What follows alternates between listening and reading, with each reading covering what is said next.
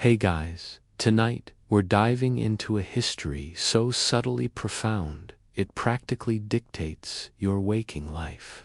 Yet it's so effortlessly integrated you probably never give it a second thought as you lie there, settling into your comfiest spot. Maybe the gentle hum of a fan already lulling you. Just imagine for a moment what your world would be like without these squiggly lines on a page. No street signs, no quick texts to a friend, no labels on your favorite snack, no bedtime stories from a forgotten book. It's a world without the alphabet, and honestly, you probably won't survive this journey awake. But that's the whole point, isn't it? So, before you get comfortable, take a moment to like the video and subscribe, but only if you genuinely enjoy what I do here. And hey, let me know where you're tuning in from and what time it is for you right now in the comments. Now, dim the lights, maybe turn on a fan for that soft background hum, and let's ease into tonight's journey together. You're drifting back, way back, not just a few centuries, but millennia. The air is thick with dust and the distant clamor of picks striking stone.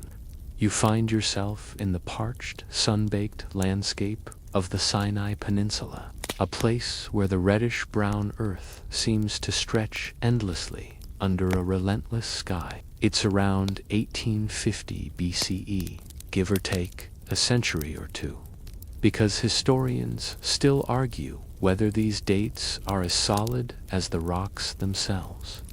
This isn't a vacation spot, mind you, or at least not for the people we're interested in.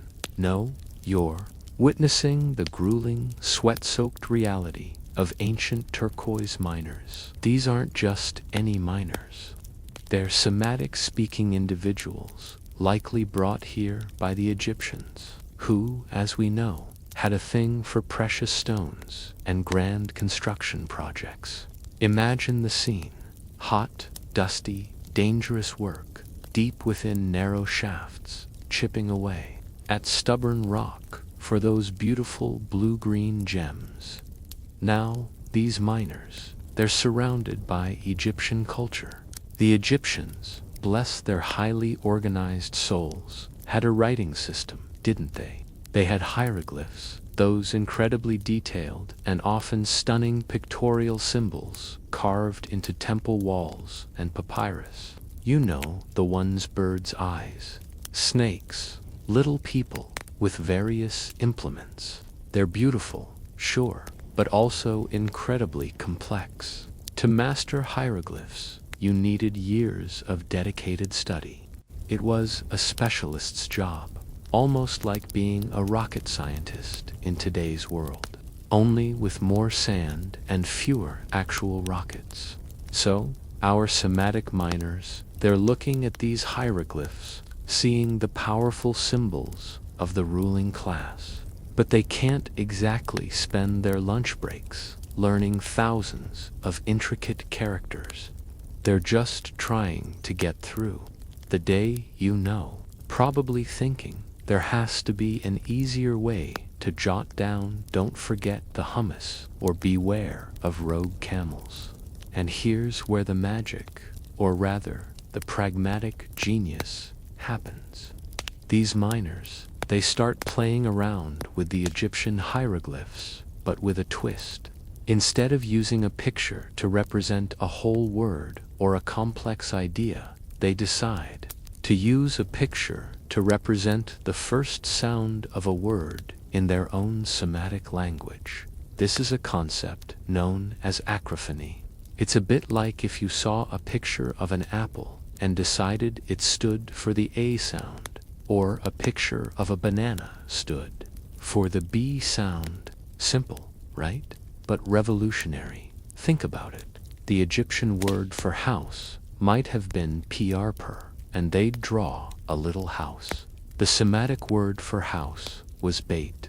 So, our clever miner draws a simplified picture of a house, and instead of it meaning house, It now stands for the B sound, the first sound of bait. See the subtle shift. It's like turning a complicated blueprint into a simple, universal emoji. This little house picture, it's the ancestor of your letter B.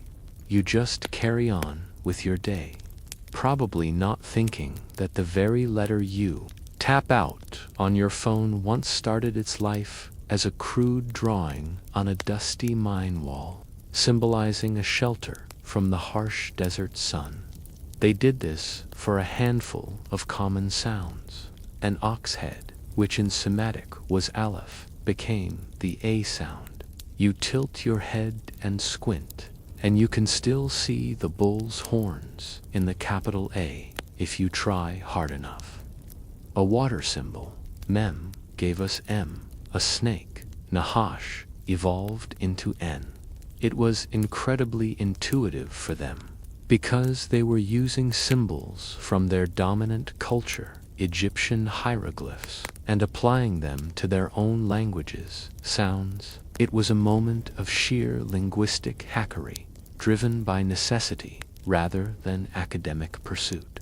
They weren't trying to invent an alphabet, they were just trying to communicate a bit more efficiently in a harsh environment. Probably just simple inventory lists, or maybe watch out for that grumpy overseer. These initial attempts, these crude carvings in the turquoise mines of Serabit el-Qadim, are what we now call the Proto-Sinaitic script.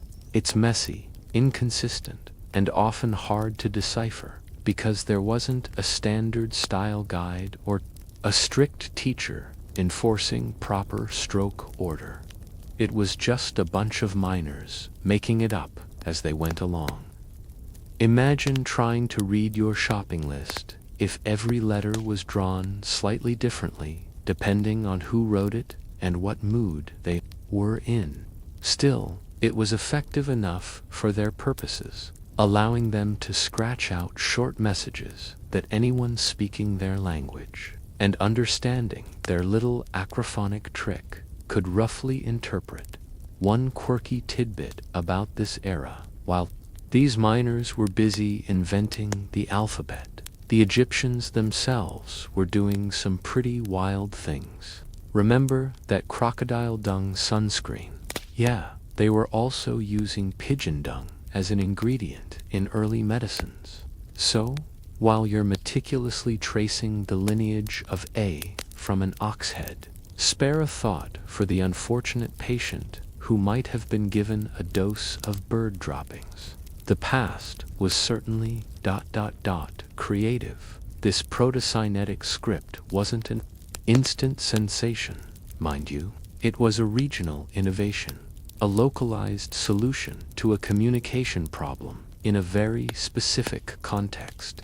It didn't spread like wildfire across the ancient world overnight. It was more like a slow burn, a tiny spark that smoldered for centuries, quietly evolving, being tweaked and refined by different groups who encountered it. Historians still argue whether this script was an independent invention or merely a natural evolution facilitated by Egyptian influence. Did one brilliant miner have a eureka moment, or was it a gradual collective development by many? We'll probably never know for sure, but the undeniable truth is that these humble beginnings in the mines laid the essential groundwork. They stripped away the complexity of pictograms and ideograms, boiling down communication to its phonetic essence. They created a system where a mere 24 or so symbols could represent all the sounds of a language, a stark contrast to the hundreds, if not thousands, of characters required for hieroglyphic or cuneiform systems. It was the ultimate minimalist approach to writing, and it changed everything. You can almost feel the dry desert wind whispering through the ancient mine shafts, carrying with it the echoes of those first scratches.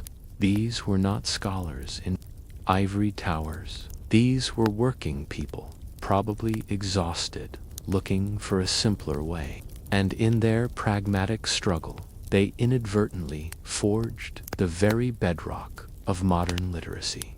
It's a testament to human ingenuity, really, that some of the most profound inventions often come from the most unexpected places and the most seemingly mundane needs, from a simple need to track turquoise, or perhaps to leave a message for the next shift, came the seed of something that would blossom into the universal tool for recording thought, history, and even your late-night scrolling habits.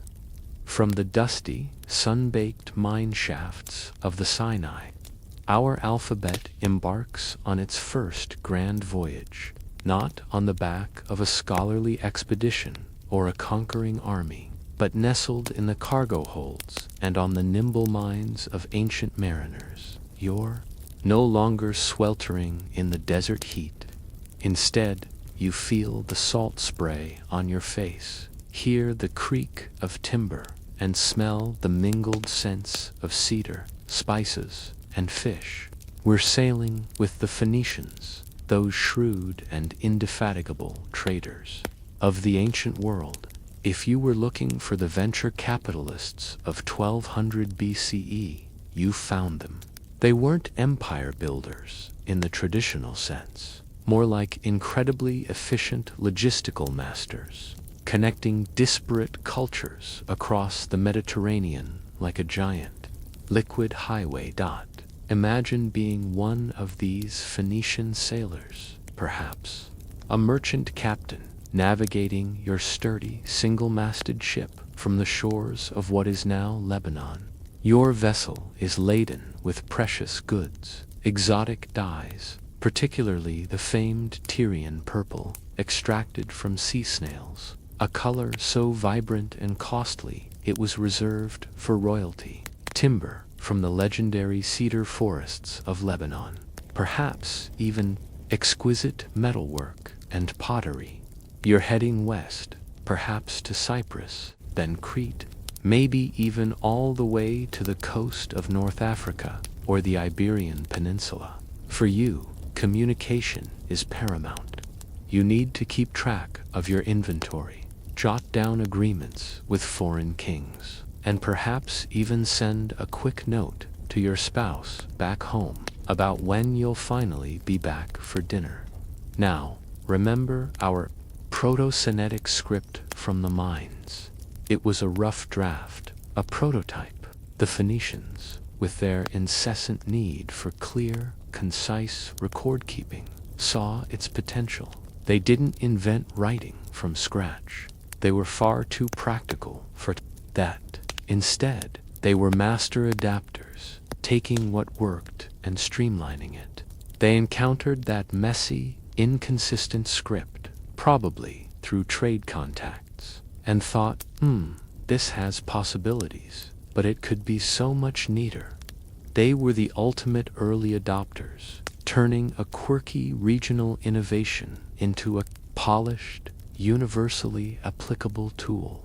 What they did was brilliant in its simplicity. They took those simplified pictorial symbols and refined them, making them more abstract, more linear, and easier to write quickly with a stylus on papyrus or a brush on pottery shards. The ox head, our A, became a more stylized upside down. The house, our B, became a more efficient square. They kept the core principle, one symbol equals one sound. And crucially, they stuck to consonants. Their language, like other Semitic languages, largely conveyed meaning through consonant roots, with vowels often inferred or added as diacritics. It worked for them, so why complicate it? This refined script, the Phoenician alphabet, was a revelation. Suddenly, instead of needing hundreds or thousands of complex characters, you only needed about 22. Imagine the training time saved. A merchant could teach his apprentice the entire writing system in an afternoon rather than years. It was the fast food version of literacy, quick, efficient, and readily digestible. This wasn't about high literature or religious texts. It was about bills of lading, contracts, and shipping manifests. It was the ultimate tool for commerce, making cross-cultural transactions far more manageable. It's like going from drawing a detailed blueprint of a building every time you want to talk about a house, to simply using the letter H. Pure genius. The Phoenicians weren't trying to spread literacy for the good of humanity. Oh no, they were spreading it because it was good for business. Every port they visited, every trade deal they struck, they inadvertently left behind seeds of their incredibly efficient writing system. You see them haggling with local chieftains, demonstrating their wares, and then perhaps casually jotting down figures on a tablet.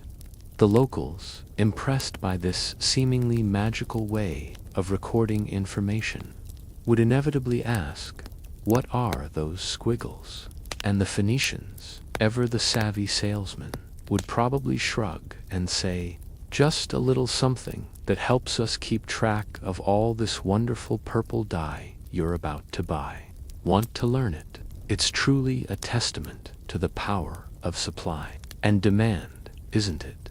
The demand was for clear, practical communication in a booming trade network, and the Phoenicians had the perfect, albeit accidental, supply. Their alphabet traveled wherever their ships sailed, which was from the Levant to North Africa, from the islands of the Aegean to the shores of Italy. The Phoenician script became the lingua franca of commerce. It was the ancient world's equivalent of English as the language of international business today. Only it was a writing system rather than a spoken tongue. One mainstream historical fact to anchor us. The Phoenicians established numerous trading colonies across the Mediterranean, including the famous city of Carthage in modern-day Tunisia, which would later become a powerful rival to Rome. These colonies weren't just military outposts. They were hubs of trade and cultural exchange, and with every spindle of cloth, every amphora of wine, came the Phoenician script, seeping into the local consciousness. Now, for a quirky tidbit, the Phoenicians were also masters of glassmaking. They discovered how to create clear glass, and their production techniques were highly prized. Imagine them setting up makeshift workshops in foreign ports, blowing intricate glass vessels, while they're perfecting the art of turning sand into transparent beauty.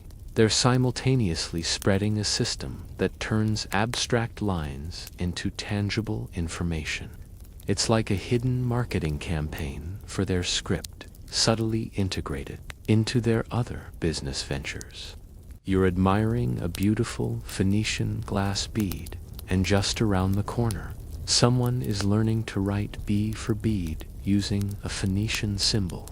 It's all about the cross-promote. Historians still argue whether the Phoenician alphabet was a direct descendant of one specific Proto-Sinaitic inscription found, or if it evolved from a more generalized pool of early Semitic attempts. Was there a specific moment of aha when it clicked into place? Or was it a gradual, refining process over centuries of trial and error among numerous groups? The archaeological record, while rich, is never quite complete enough to give us that definitive smoking gun. But what is beyond debate is that the Phoenicians were the primary vectors for its proliferation. They took a nascent idea and gave it wings, or rather, sails. You can almost visualize the ancient scribes, perhaps a Greek merchant on the coast of Anatolia, looking at a Phoenician bill of lading. He sees the efficiency, the simplicity, He's tired of carving hundreds of intricate symbols into clay tablets to record a simple transaction. The Phoenician way is just so easy. It's like upgrading from a manual typewriter to a laptop.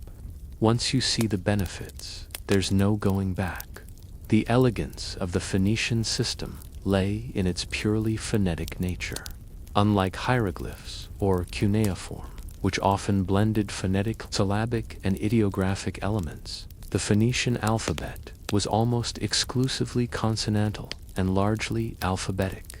This significantly reduced the cognitive load on anyone trying to learn it.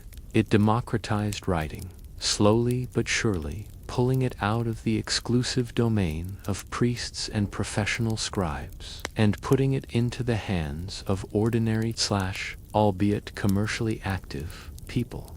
It was the first step towards widespread literacy, though that would still take many more centuries to truly materialize. So, as you drift off, imagine those ancient Phoenician ships cutting through the azure waters of the Mediterranean, their hulls packed not just with goods, but with the very seeds of written communication. Each voyage wasn't just a commercial enterprise. It was a silent, unintentional missionary journey for the alphabet. They didn't preach a new religion. They simply offered a better way to write down a price. And in doing so, they reshaped the intellectual landscape of the entire ancient world, setting the stage for the next crucial transformation. You've just left the salty spray of the Mediterranean, the echoes of Phoenician commerce still ringing in your ears. Now you're drifting eastwards, feeling the warm breezes shift as you approach the sun-drenched shores and rugged islands of ancient Greece. The year is roughly 800 BCE, though remember, time is a bit fluid when we're this far back, and historians still argue whether the exact moment of adoption happened overnight or was a more gradual process of cultural exchange. Either way, you arrive at a pivotal moment, a true crossroads in the story of our alphabet, where a seemingly small tweak by an incredibly clever civilization would unleash an explosion of new possibilities. Imagine yourself strolling through an ancient Greek marketplace, perhaps Miletus, or maybe a burgeoning Athens.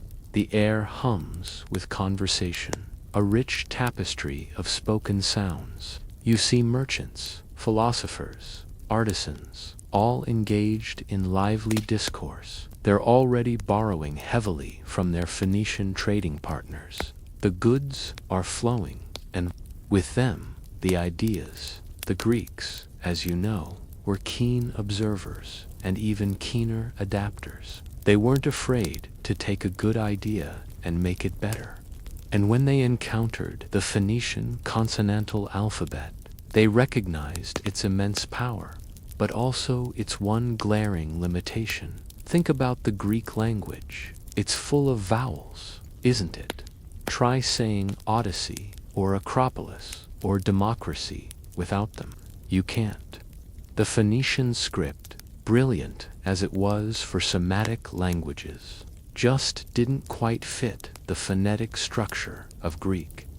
It was like trying to play a symphony on a piano with no black keys. You could get some of the melody, but a lot of the richness and nuance would be lost. The Phoenician system, with its reliance on context to infer vowels, simply wouldn't do for the Greeks, whose language depended heavily on clear vowel distinctions to convey meaning.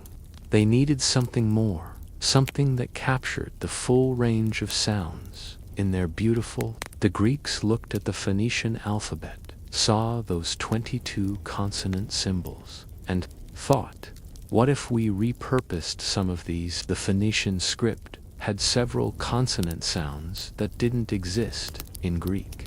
For example, the Phoenician letter aleph which represented a glottal stop, a sound like the break-in ut-o, didn't have a direct equivalent in Greek that needed its own consonant symbol. Similarly, he, an, and vav, which later became digamma in early Greek, but then faded out, were all Phoenician consonants that the Greeks didn't quite need as consonants.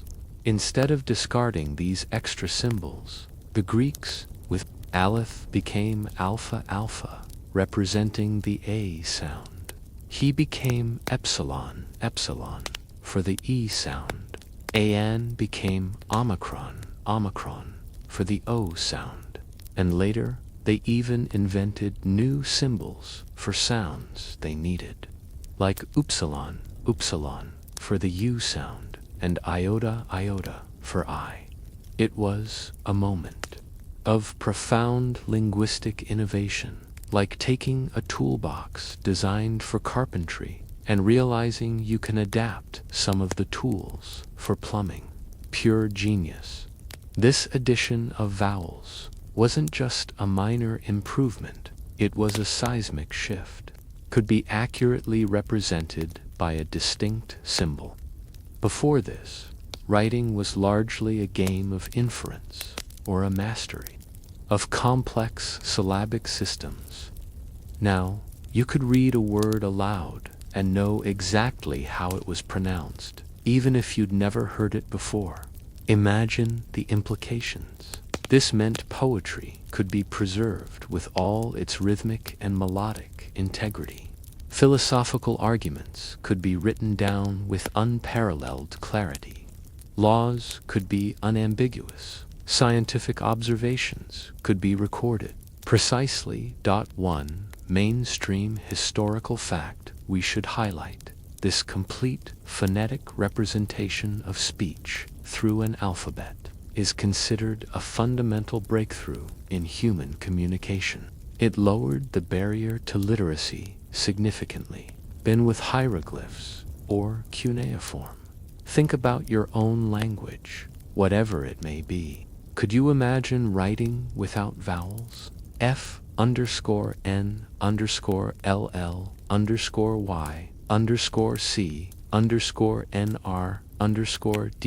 TH_D TH_T_Y_NN_Y_NG_R_GHT. Finally, you can read this, but it's annoying, right? The Greeks saved us from that perpetual annoyance.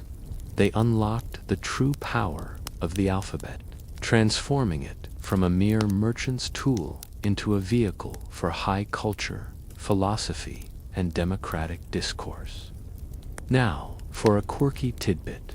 While the Greeks were busy adding vowels, they also made another, less dramatic, but still interesting, change.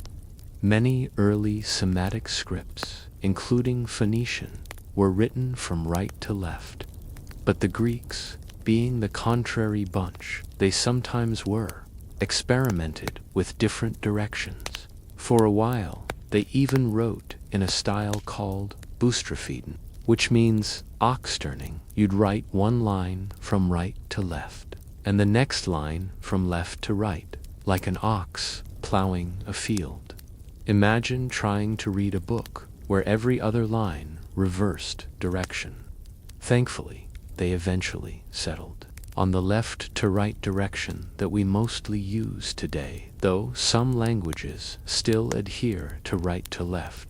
It's a small detail, but it shows the period of experimentation before a widely accepted standard emerged. Perhaps some early Greek scribe just got dizzy reading all those alternating lines and decided enough was enough. Historians still argue whether the Greeks adopted the Phoenician alphabet directly from Phoenician traders or indirectly through other intermediary cultures, perhaps in Syria or Cyprus. There's also debate about the precise date of adoption. Was it sudden, perhaps spurred by a specific cultural interaction, or a more gradual process?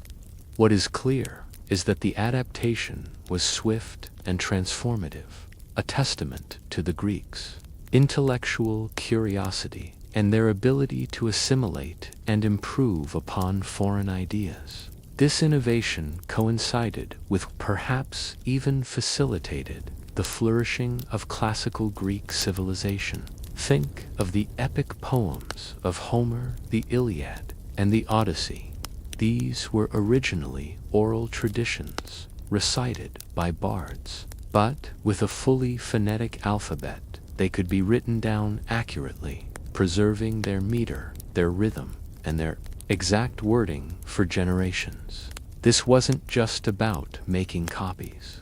It was about freezing a performance in time, allowing it to be studied, analyzed, and disseminated far beyond the reach of a single bard's voice. Consider the birth of Greek philosophy.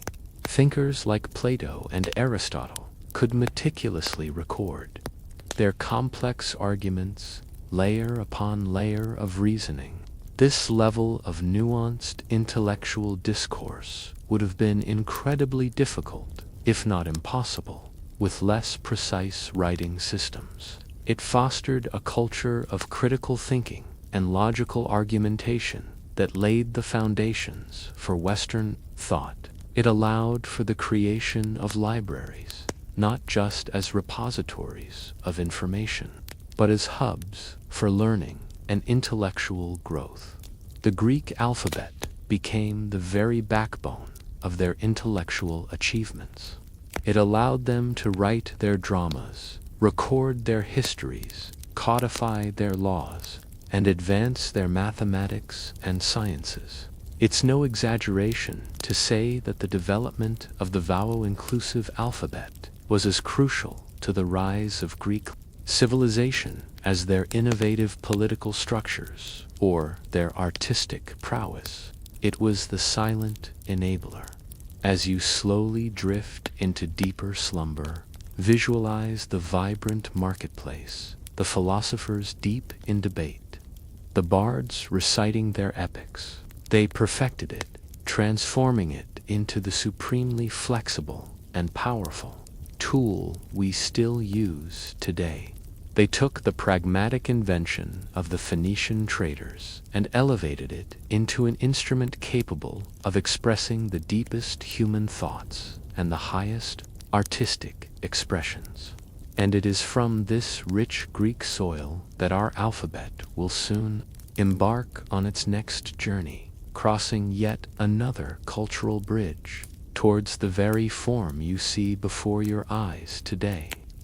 You've just left the intellectual buzz of ancient Greece, the echo of philosophical debates and poetic verses still resonating with the clarity that only a vowel-rich alphabet can provide.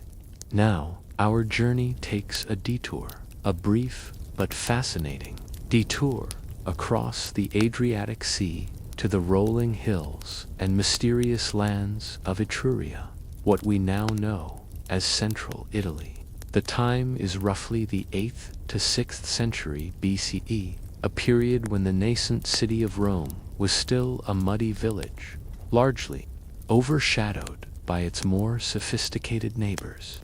You find yourself among the Etruscans, a people whose language and origins remain, to this day, a captivating puzzle for historians. Imagine the landscape: verdant valleys, fortified hilltop towns, and a rich, fertile soil. The Etruscans were a vibrant, artistic, and technologically advanced civilization for their time. They were skilled metal workers, renowned for their intricate bronze work and elaborate jewelry. They built impressive cities, developed sophisticated hydraulic engineering, and had a complex religious system involving divination and omens. But despite their significant cultural achievements, their language, Etruscan, stands apart. It's not an Indo-European language, unlike most of its neighbors, and it stubbornly resists definitive links to any other known language family. This linguistic isolation makes their role in our alphabet's story all the more intriguing. So, how did the Greek alphabet, fresh from its vowel-adding triumph, make its way to this unique people? Unsurprisingly, through trade. The Greeks, the entrepreneurs, established colonies in southern Italy, Magna Graecia, bringing their goods, their culture, and, crucially, their writing system. The Etruscans, being active traders themselves and strategically located, naturally came into contact with these Greek settlers. They saw the utility of the alphabet, just as the Phoenicians before them had. They recognized its power for record-keeping, for religious inscriptions, and even for carving names on elaborate tombs and everyday pottery. The Etruscans were not inventors of the alphabet. They were, like the Phoenicians, master adapters. They took the Greek alphabets, specifically an early Western Greek variant, likely from the Euboean Greek colonies like Cumaean, modified it to suit their own language. Think of it as importing a fancy new software program and then customizing the interface and features to fit your specific needs. They kept most of the Greek letters, but they discarded those that represented sounds not found in Etruscan. For example, they often dropped the B and D sounds, as these plosives weren't as prevalent in their phonetic inventory. This is why, for a while, the early Latin alphabet, which inherited from the Etruscans, also lacked a distinct G sound. It was just a variation of C. It's like buying a foreign car and removing the Q folders because you prefer to drink directly from the carton. Each culture had its quirks. This Etruscan adaptation, though crucial, is often overlooked. They acted as a linguistic bridge, taking the vibrant, vowel-rich Greek alphabet and passing it on to their nascent Roman neighbors. Without the Etruscans diligently using, adapting, and propagating this writing system on the Italian peninsula, it's entirely possible that the Romans might have adopted a different script or developed their own much later, potentially altering the entire course of Western literacy. They were the essential middleman, the unglamorous but utterly necessary link in the chain of transmission. One mainstream historical fact to consider: the Etruscans held significant political and cultural sway over early Rome for centuries. Many aspects of early Roman civilization, from architectural styles like the arch and vault, to religious rituals, to even some of their insignia of power, were borrowed or adapted from the Etruscans. It's a reminder that Rome didn't spring forth fully formed. It stood on the shoulders of giants, and the Etruscans were certainly one of them. Now, for a quirky tidbit, the Etruscans had a peculiar fascination with the liver, not as a culinary delight, but as a tool for divination. Their priests, known as haruspices, would examine the livers of sacrificed animals to interpret the will of the gods or predict future events.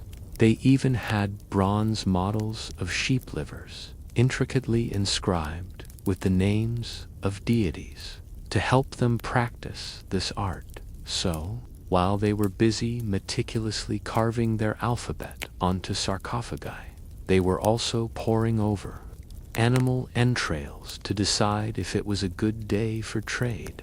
It's a wonderfully bizarre juxtaposition.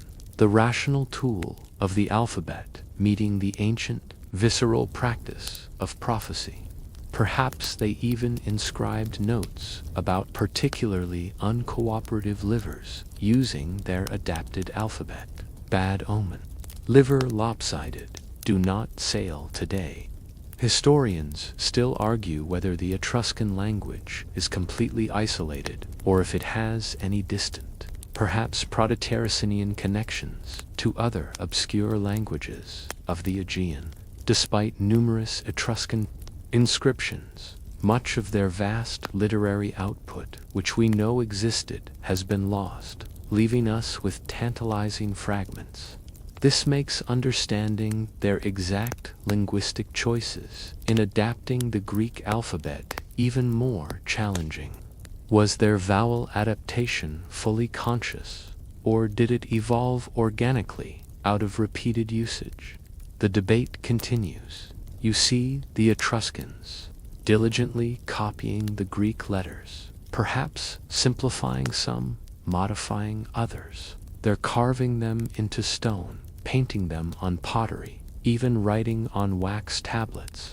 They don't have our concept of standardized fonts or global communication networks. Each Etruscan city-state might have had slight variations in their script, almost like regional accents in spoken language. But the core principles, the phonetic nature, and the foundational shapes of the Greek letters remain clear.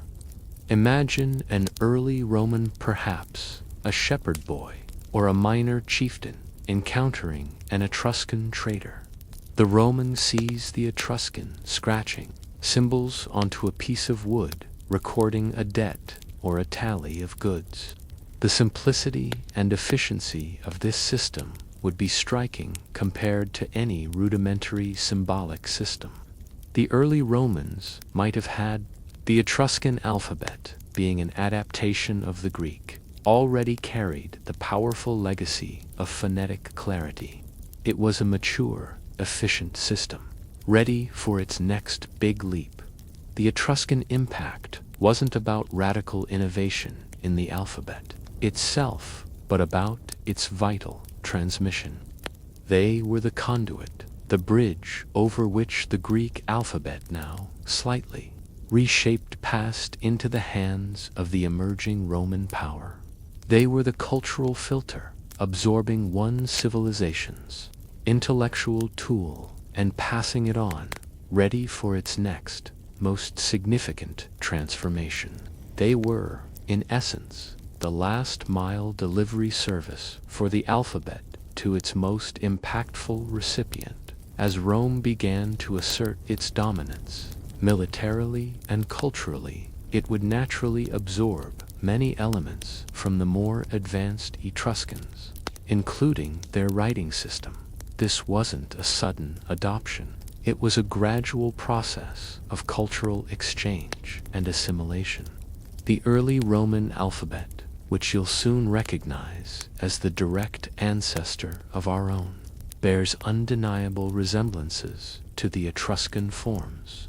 In some cases, the Etruscans even reversed the direction of certain letters, a legacy that can still be glimpsed in our modern FNL, for instance, which look like reversed Greek letters. So, as you feel the cool Italian air and perhaps catch a faint whiff of bronze being smelted, acknowledge the often unsung role of the Etruscans.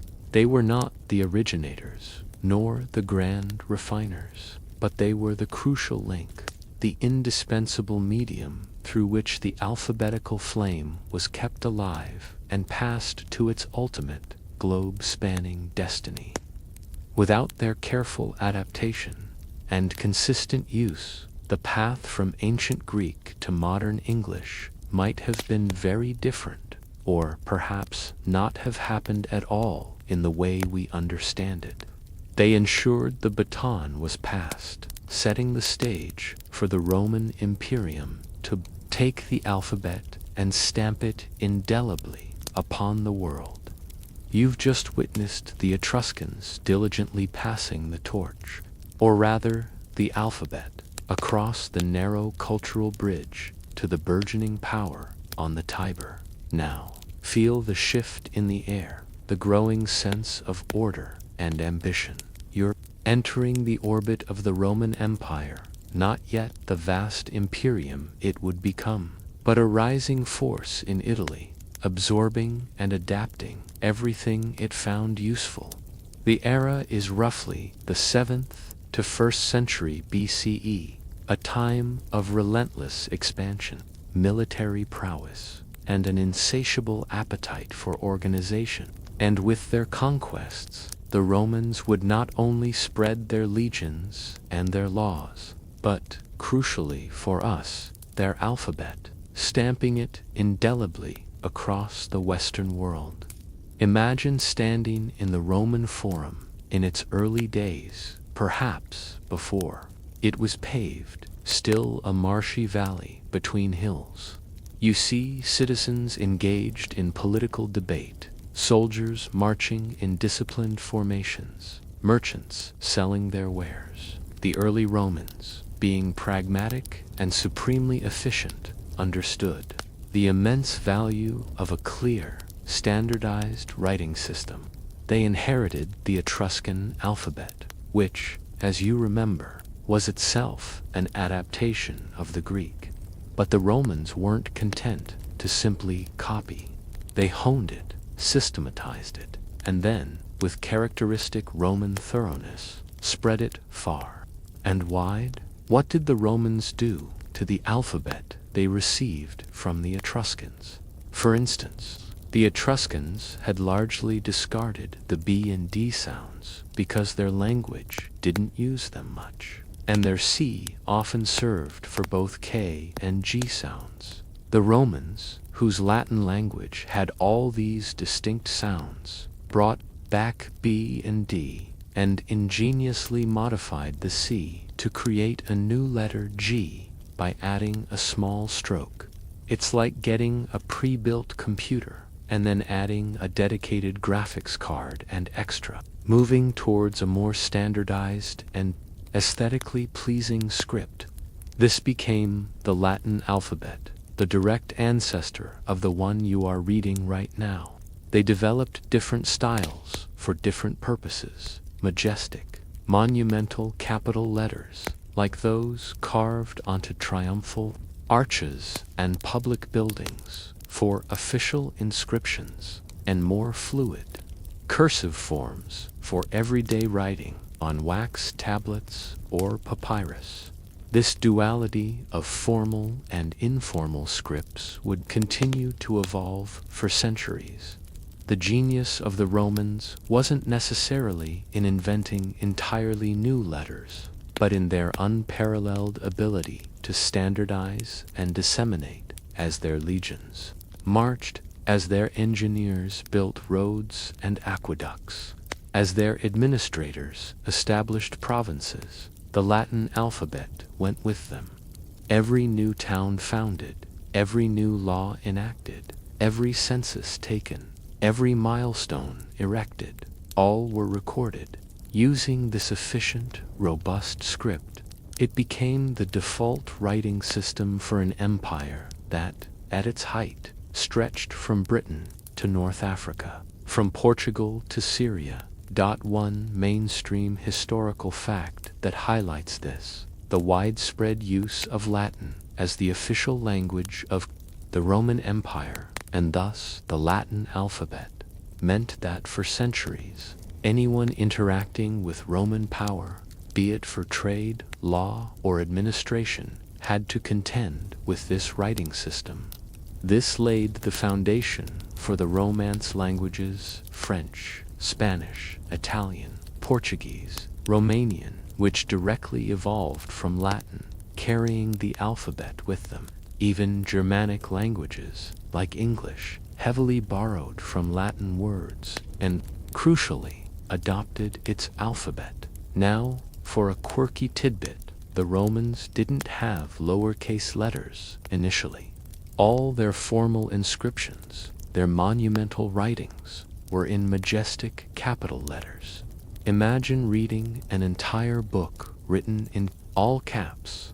It would be quite a strain on the eyes, wouldn't it?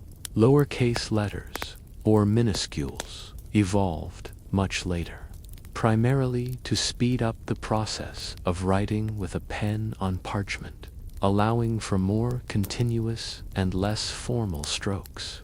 So, next time you effortlessly switch between upper and lowercase, On your keyboard, spare a thought for the Roman scribes, whose only option was often monumental majesty. Perhaps they would occasionally write a quick note on a wax tablet in tiny, informal scrawl, almost like a secret pre-lowercase code. Don't forget the garum P.S. Hercules is a fool.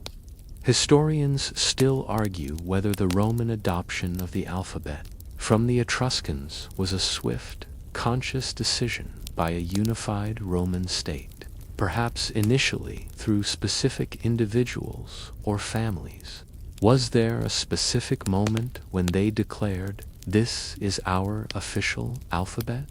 Or did it simply become ubiquitous through its practical utility and the sheer force of Roman cultural influence? The consensus leans towards a more organic absorption, but the precise details of its early Roman development are still debated. Think about the sheer practical implications of this standardization. For the first time, a truly vast empire operated with a largely uniform writing system. Imagine being a Roman soldier stationed in Britannia, and you receive orders from Rome. You can read them. Imagine being a merchant in Alexandria, trying to decipher a tax document from Gaul.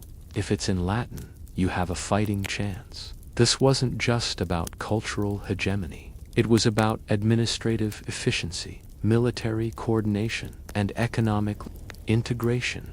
It cemented Rome's power by making communication across its vast territories feasible and reliable. The elegance of the Roman capital letter forms, in particular, is undeniable. They possessed a certain geometric harmony and balance that made them incredibly legible and enduring. The serifs, those little feet at the ends of strokes which are characteristic of many typefaces today, actually originated from the practice of Roman stonecutters. When chiseling letters into stone, they'd make a small horizontal cut at the beginning and end of a stroke to prevent the chisel from slipping and to give the letter a cleaner finish. These practical marks eventually became an aesthetic feature, a little decorative flourish that you still see every day. You can almost feel the weight of a stylus in your hand, pressing into a wax tablet, or the deliberate drag of a brush on papyrus. The Romans were meticulous record keepers. They chronicled their history, codified their laws. Think of the 12 tables, wrote epic poems, Virgil's Aeneid, and composed detailed military commentaries, Caesar's Gallic Wars. All of this vast body of knowledge, all of this intricate tapestry of Roman life was captured and transmitted using the Latin alphabet. Even after the Western Roman Empire fell in for 76 CE, the Latin alphabet and the Latin language continued to exert immense influence. The Catholic Church adopted Latin as its official language, preserving its use and propagating its alphabet throughout the medieval period.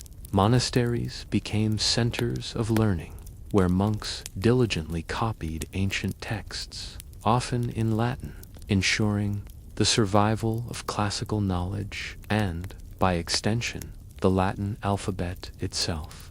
It was a cultural legacy more enduring than any military conquest. So, as the grandeur of ancient Rome slowly recedes into the mist, and you prepare for the next chapter, reflect on the monumental achievement of their alphabetical standardization.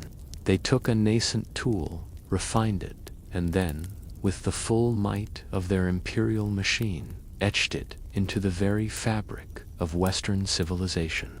From the monumental inscriptions on their temples to the casual graffiti scratched onto Pompeii's walls, the Roman alphabet became the ubiquitous, unmistakable symbol of their power and their enduring legacy. it set the stage for centuries of development, ensuring that this particular set of 23 later 26 characters would dominate the future of writing. As the echoes of Roman grandeur fade, you're now easing into a different epoch, a period often mislabeled as the Dark Ages, but which was, in fact, a vibrant crucible of cultural and textual innovation. We're in the early medieval period, roughly from the 4th to the 9th centuries CE, a time when the Roman Empire, while politically fragmenting in the West, saw its alphabetical legacy continue to evolve, particularly within the scriptoria of monasteries. You're witnessing a fascinating transformation. Efficient forms, perhaps in Italy, Gaul, or even emerging centers like Tours. The air is cool and damp. A monk, hunched over a desk, is painstakingly copying a sacred text, perhaps a gospel or a theological treatise. The tools are simple: a sharpened quill pen, a pot of lamp-black ink, and sheets of vellum or parchment made from animal skins, stretched and prepared with immense effort. This isn't mass production.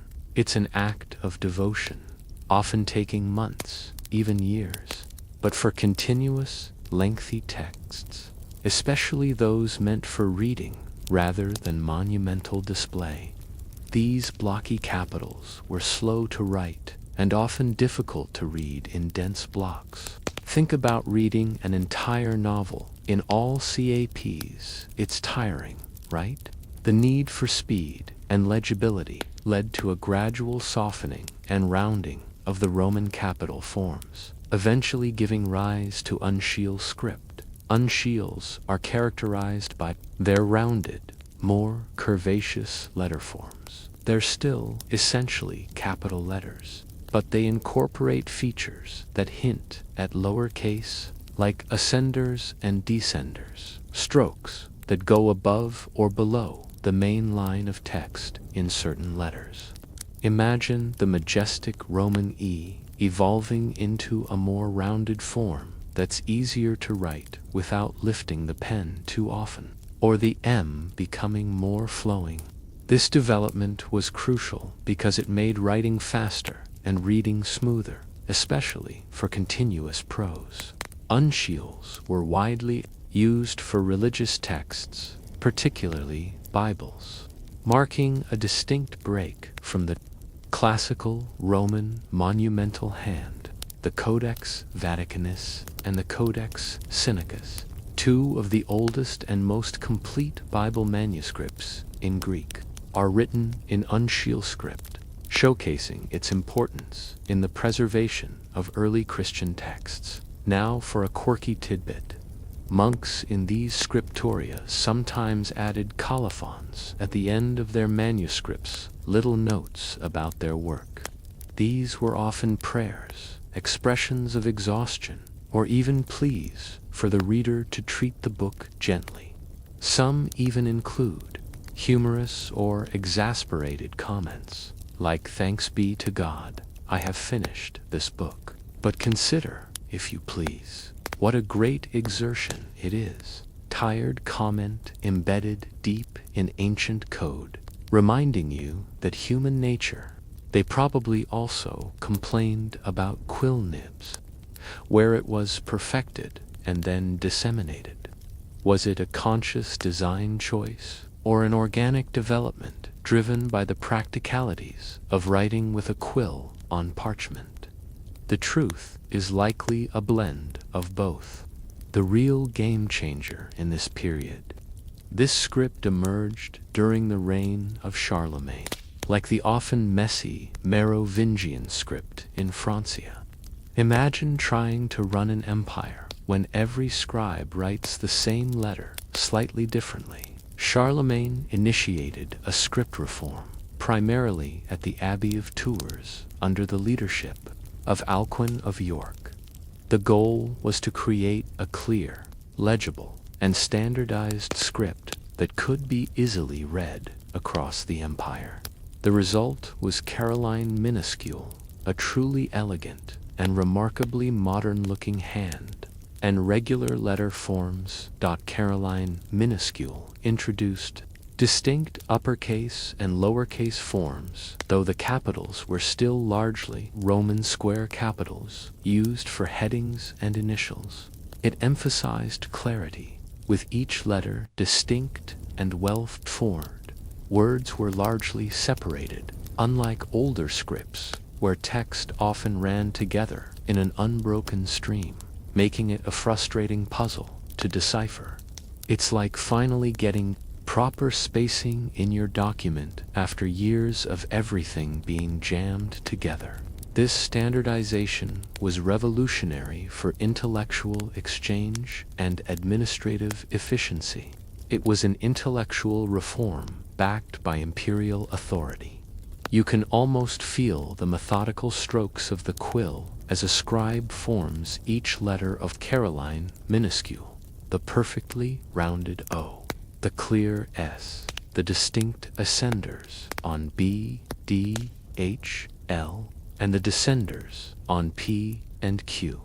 It's neat, airy, and a joy to read compared to its predecessors. For centuries, most classical texts that survived into the Renaissance did so because they were copied in Caroline minuscule. If you were to pick up a manuscript from this period, you would likely find it surprisingly readable, a quirky tidbit about Charlemagne's reform. He himself was apparently not very good at writing. Despite being a huge advocate for literacy and patron of learning, it's said he kept wax tablets by his bed to practice forming letters, but with little success. So, the man who spearheaded the standardization of the script that would profoundly influence our own was, by modern standards, probably quite illegible himself. It just goes to show, you don't have to be a master craftsman to recognize the value of good tools and skilled artisans. Historians still argue about the precise extent of Caroline minuscule's influence and whether its spread was purely due to imperial decree or if it also gained traction organically due to its inherent legibility. Most likely, it was a combination. The imperial push provided the initial momentum. From uncial to Caroline showcases the alphabet's continued adaptation to new writing surfaces and new social needs. From stone and papyrus to parchment and quill, the forms evolved. From monumental display to continuous reading, the styles shifted of those who wield them. As you drift further, let the image of those diligent monks and learned scholars come to mind, preserving knowledge, communication, the quiet hum of the scriptorium, the scratching of quills, the rustle of parchments. These were the sounds of the alphabet evolving, becoming more efficient, more beautiful, and ultimately more universally accessible, ready for the next great stylistic and technological leaps that would define its journey. You've just witnessed the elegant standardization of Caroline minuscule in Charlemagne's empire, a beacon of clarity in the nascent medieval literacy. But as you drift westward, across the choppy waters of the Irish Sea, you'll discover that not all scriptoria were eager to conform to continental norms. We're now entering the realm of the insular scripts, a period roughly from the 6th to the 10th centuries CE, where the isolated monastic communities of Ireland and later Britain developed a truly unique and breathtakingly intricate style of writing. Imagine yourself on the rugged, mist-shrouded coast of Ireland, the air crisp with the scent of peat smoke and salt. You're not in a grand imperial court, but in a remote monastery, perhaps at Iona or Kells, perched precariously between wind-swept hills and the wild Atlantic. these monasteries were not just centers of prayer. They were beacons of learning and artistry in a Europe often embroiled in political chaos. While the continent experienced various waves of invasion and shifting powers, Ireland, largely untouched by these upheavals, became a sanctuary for classical learning and, crucially, for the development of distinct scribal traditions. The Irish monks, often called peregrini wanderers for Christ, were fervent missionaries. They traveled across Europe, establishing monasteries and bringing with them not only their faith, but also their unique artistic and intellectual traditions. Their script was part of this package, a visual testament to their cultural identity. They initially developed scripts that were descendants of half-uncial hands from late Roman Britain. But over centuries of isolation and dedicated practice, these evolved into something profoundly original. The most famous of these are the insular, minuscule, often seen in grand liturgical books, and insular, minuscule, used for everyday texts and commentaries. What sets these scripts apart, and their distinctive, often highly decorated letter forms? Think of the meticulous knotwork and spiral patterns in Celtic art. Now apply that same aesthetic to individual letters and entire pages of text. Strokes might curve dramatically. Ascenders could sprout elaborate serifs, and sometimes the letters themselves seemed to be braided or interwoven. It's like the script itself is a complex puzzle, almost an art form in its own right, perhaps less for quick reading and more for prolonged contemplative engagement. This was not about speed or broad accessibility in the same way Caroline minuscule aimed for. This was about devotion, about creating objects of immense beauty and spiritual significance. The insular scribes viewed the act of copying sacred texts as a form of worship, and they lavished incredible artistic effort on every page. Initial letters would transform into elaborate zoomorphic animal-shaped or anthropomorphic human-shaped designs, teeming with interlace patterns and vibrant colors derived from precious pigments. One mainstream historical fact that highlights this, the Book of Kells, housed at Trinity College Dublin, is the most famous example of insular illuminated manuscripts. Created around 800 CE, it is a masterwork of calligraphic art, featuring intricate decorations, vibrant colors, and remarkably preserved insular script. Its Ciro page, in particular, is an iconic image of medieval artistry, showcasing the peak of this scribal tradition. You could stare at it for hours and still discover new details. Now, for a quirky tidbit. Insular scribes, while renowned for their piety, were not entirely immune to human foibles. Some of them left marginalia, little notes in the margins that reveal their struggles. You might find a scribe complaining about the cold or the poor quality of the parchment, or even the dullness of the ink. One famous example from a manuscript known as the Carmina Burana, though not strictly insular, it represents this monastic tradition, includes a note by a scribe who was clearly fed up. "Oh, my hand." Another, more charming one, reads, "A happy book, no flies."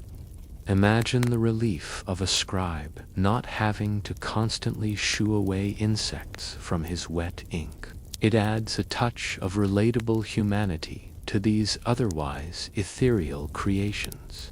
Historians still argue whether the extreme isolation of Irish monasteries was the primary driver for the unique evolution of insular script, or if there were specific cultural influences. perhaps from late Roman British schools, that initially sparked its distinctive style?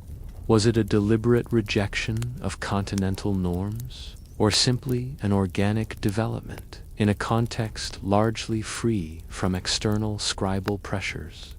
The debate continues, but its distinctiveness is undeniable. The insular script's influence wasn't just confined to the British Isles. As Irish and Anglo-Saxon missionaries traveled, they brought their books and their distinctive script with them. They played a vital role in the intellectual revival on the continent during the Carolingian Renaissance, particularly in establishing new scriptoria and introducing new textual traditions. While Charlemagne championed Caroline minuscule for administrative clarity, he also welcomed and valued the insular scholars and their beautiful manuscripts, recognizing the quality of their scholarship and the beauty of their craft. It was a fascinating interplay, a desire for uniformity clashing with and yet sometimes embracing a tradition of artistic individualism. You can almost feel the texture of the vellum under your fingers, the slight raised surface of the ink, the weight of a book that was literally the product of years of a single monk's life. These manuscripts weren't just carriers of information. They were sacred objects, expressions of faith and immense devotion. The act of reading them was not just about decoding words. It was about entering into a meditative experience, appreciating the art as much as the content. The density of the script, the profusion of ornamentation, forced the reader to slow down, to savor each page. It was the antithesis of skimming. The insular scripts, while eventually giving way to the more widespread and adaptable Caroline minuscule, left an enduring legacy. Their influence can still be seen in the development of certain letter forms, and more broadly, in the tradition of medieval illumination and manuscript art across Europe. They represent a period when the alphabet became not just a tool for communication, but a canvas for artistic expression, a medium through which profound spiritual and aesthetic values could be conveyed. They remind us that the alphabet's journey is not just a linear progression towards efficiency, but also a meandering path through diverse cultural landscapes, each leaving its own beautiful, sometimes intricate mark. So, as the mists of the Irish coast begin to swirl, and the faint chants from the distant monastery grow softer, let the image of those dedicated scribes and their breathtaking manuscripts fill your mind. They were the custodians of knowledge, the artists of the word, ensuring that even in turbulent times, the flame of literacy, in its most beautiful and elaborate forms, continued to burn brightly, preserving the wisdom of the past and setting the stage for future textual revolutions.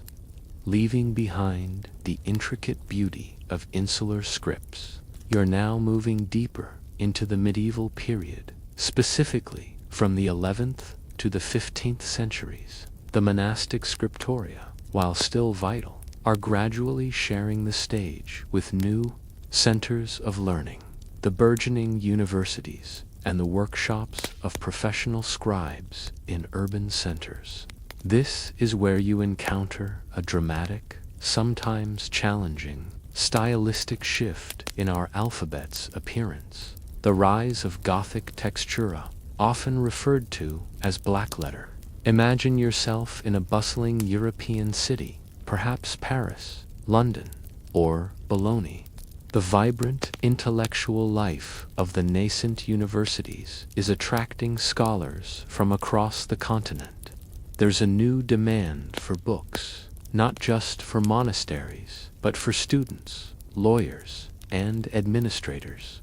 The relatively open and clear Caroline minuscule while excellent for readability, began to evolve under the pressures of a changing intellectual and economic landscape.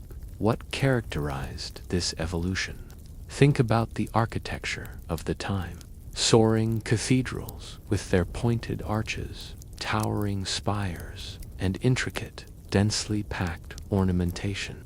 Gothic architecture, with its emphasis on verticality and compressed space, found its parallel in the writing of the period. Scribes began to compress and condense letter forms, making them narrower, taller, and more angular. The rounded curves of Caroline minuscule gradually straightened into sharp, often broken strokes, creating a dense, textured block of text on the page.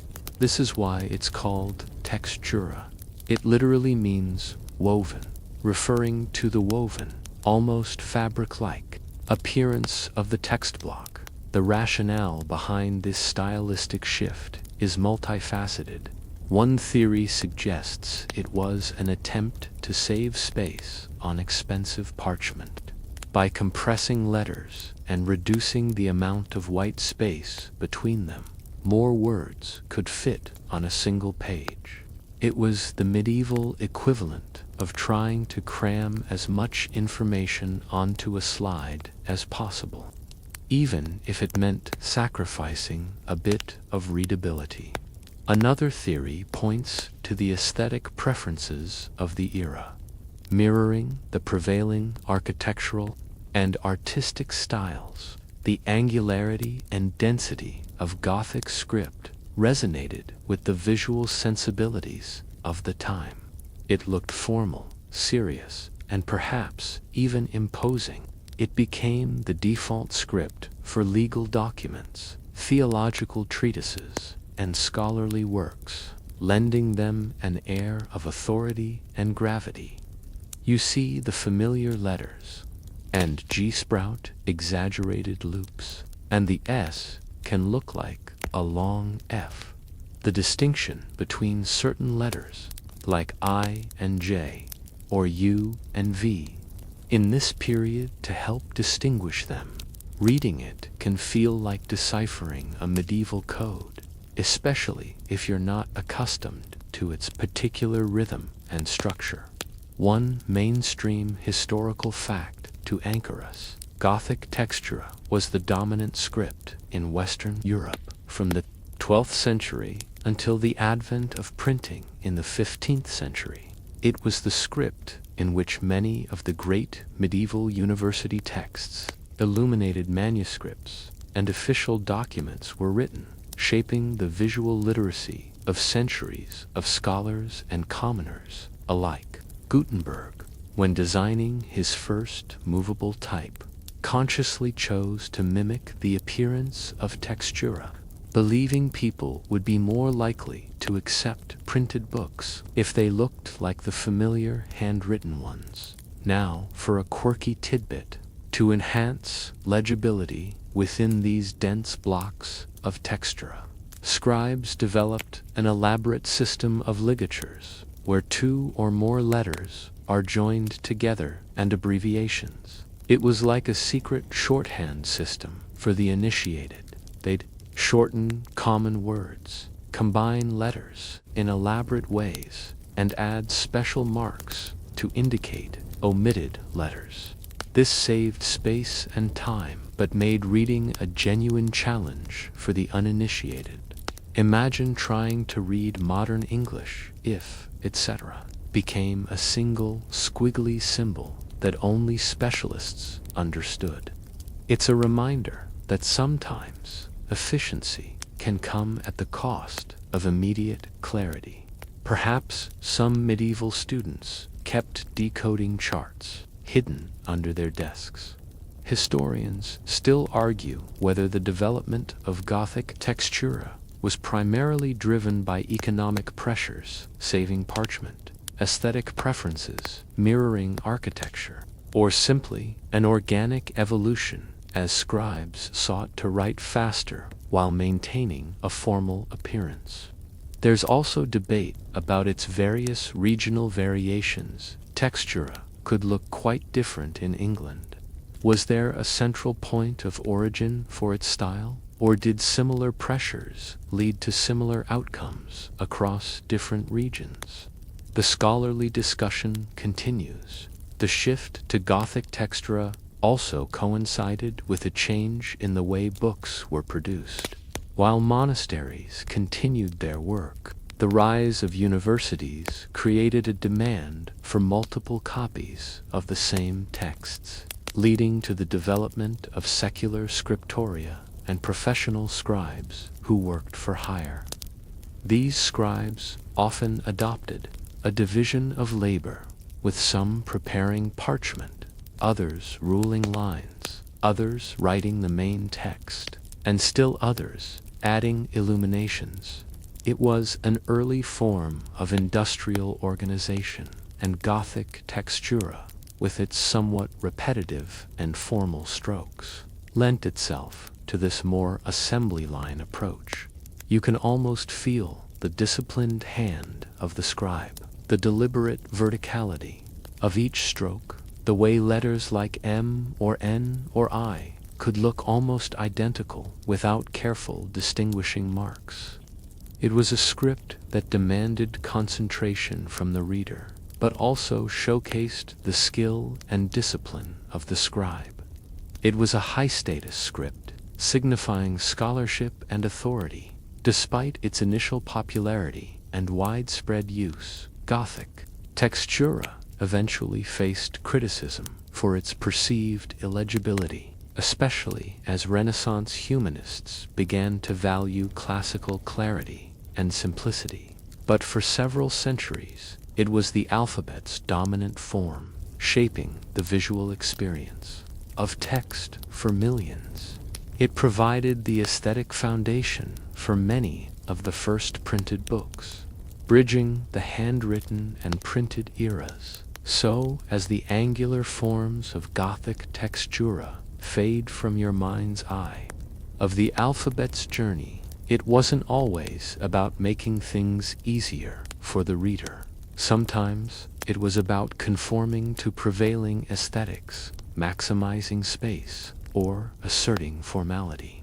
The medieval scribes, with their disciplined hands and their love for intricate detail, left us a legacy of stunning manuscripts that, though challenging to read for modern eyes, are undeniably beautiful works of art, revealing a profound connection between writing, art, and the very structure of belief in their time. As the dense, angular forms of Gothic textura recede, you feel a distinct shift in the intellectual atmosphere, like stepping from the hushed solemnity of a medieval cathedral into the sunlit, more expansive halls of a Renaissance palace. We're now entering the 15th century, a period of profound cultural rebirth in Europe, where scholars and artists looked back to the classical past for inspiration. This era brought about a conscious, deliberate revolution in script, a return to clarity and readability. The rise of the Renaissance humanist hands. Imagine yourself in Florence, or Rome, or Venice. The air is vibrant with new ideas, the rediscovery of ancient Greek and Roman texts, and a burgeoning interest in human potential and achievement. The scholars of this era, known as humanists, were deeply frustrated by the prevailing Gothic scripts. To their eyes, textura and its variants were cramped, dark, and difficult to read. They saw them as a visual manifestation of the Dark Ages, a departure from the perceived clarity and elegance of classical antiquity. They longed for the pristine legibility of ancient Roman inscriptions and manuscripts. But there was a problem. The humanists believed they were reviving ancient Roman script, but what they were actually seeing and copying were the beautiful, clear manuscripts written in Caroline, minuscule, from Charlemagne's era. They mistook these Carolingian texts for truly ancient Roman ones, simply because they were so much more legible than the Gothic scripts they were used to. It was a delightful case of mistaken identity, a happy accident that led to a monumental stylistic shift. They thought they were restoring the past, but in fact, they were inadvertently setting the stage for the future of printing and our modern letter forms. It's like trying to recreate a classic dish from an old recipe, but accidentally making an even better one. So, the humanists consciously developed a new, highly legible script, directly inspired by what they thought was ancient Roman writing, i.e., Caroline minuscule. This new hand came in two main forms: the humanist minuscule, the direct ancestor of our lowercase letters, and the humanist Roman capital, the ancestor of our uppercase letters. They were characterized by clarity and simplicity. They eschewed the elaborate ligatures and abbreviations of Gothic script. Letters were distinct, unadorned, and easily identifiable. Openness and spacing, more generous white space between letters and words, improved readability dramatically, roundness, and proportion. The angularity of Gothic script was replaced with more rounded, classical forms, recalling the balanced proportions of Roman architecture. Think of the difference as moving from a dense, intricate Gothic tapestry to a crisp, uncluttered, classical fresco. The emphasis shifted from ornamental density to harmonious legibility. Figures like Petrarch, Coluccio, Salutati, and later, the famous scribe Poggio Bracciolini, were instrumental in popularizing these new scripts. Poggio, in particular, was a prolific copyist and tireless hunter of ancient manuscripts, and his elegant hand became a benchmark for the new style. One mainstream historical fact to consider: the humanist hands, particularly the humanist minuscule and humanist Roman capital, are the direct ancestors of the Roman and italic typefaces that form the basis of almost all printed text in the Western world today. If you're reading this on a screen or a printed page, the letter forms you're looking at owe their existence directly to the conscious design choices made by Renaissance humanists. Now, for a quirky tidbit, the humanists, in their zeal to distinguish themselves from what they called the barbaric Gothic period, invented the term Gothic itself as a derogatory label for the medieval scripts and architecture. They considered it crude and ugly, a product of the Goths, who supposedly destroyed the Roman Empire's classical purity.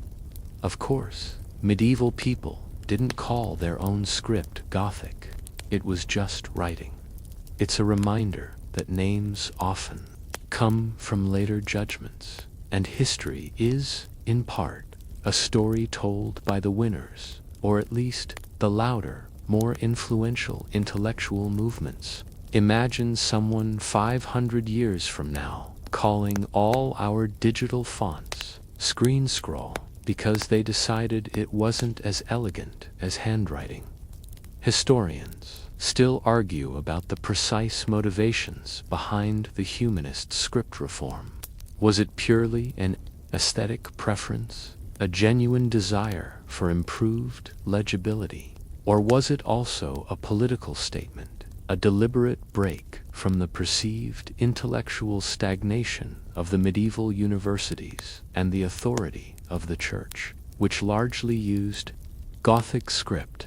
Most scholars agree it was a blend, but the weighting of these factors remains a lively debate. The impact of the humanist scripts was profound. They facilitated the widespread reading of classical texts, leading to an explosion of knowledge and a paradigm shift in intellectual thought. Imagine being a scholar trying to digest a complex philosophical argument from Aristotle, newly rediscovered, written in dense, cramped Gothic. Now imagine reading it in the clear, open humanist hand. The difference in comprehension and speed would be immense. It was literally about making information more accessible to a broader, though still elite, intellectual class. This newfound clarity also had implications beyond scholarship, as literacy slowly expanded beyond the clergy, and as trade and administration became more complex. A readable script was increasingly vital. The humanist scripts provided this universal legibility, laying the groundwork for more efficient communication across diverse fields. The deliberate nature of this script reform is also fascinating. This wasn't a slow, organic evolution driven by convenience, as some previous changes were. This was a conscious, almost academic, decision by a group of intellectuals to design a better alphabet to reclaim what they saw as a lost classical heritage. They were the first type designers, in a way, even before the advent of printing.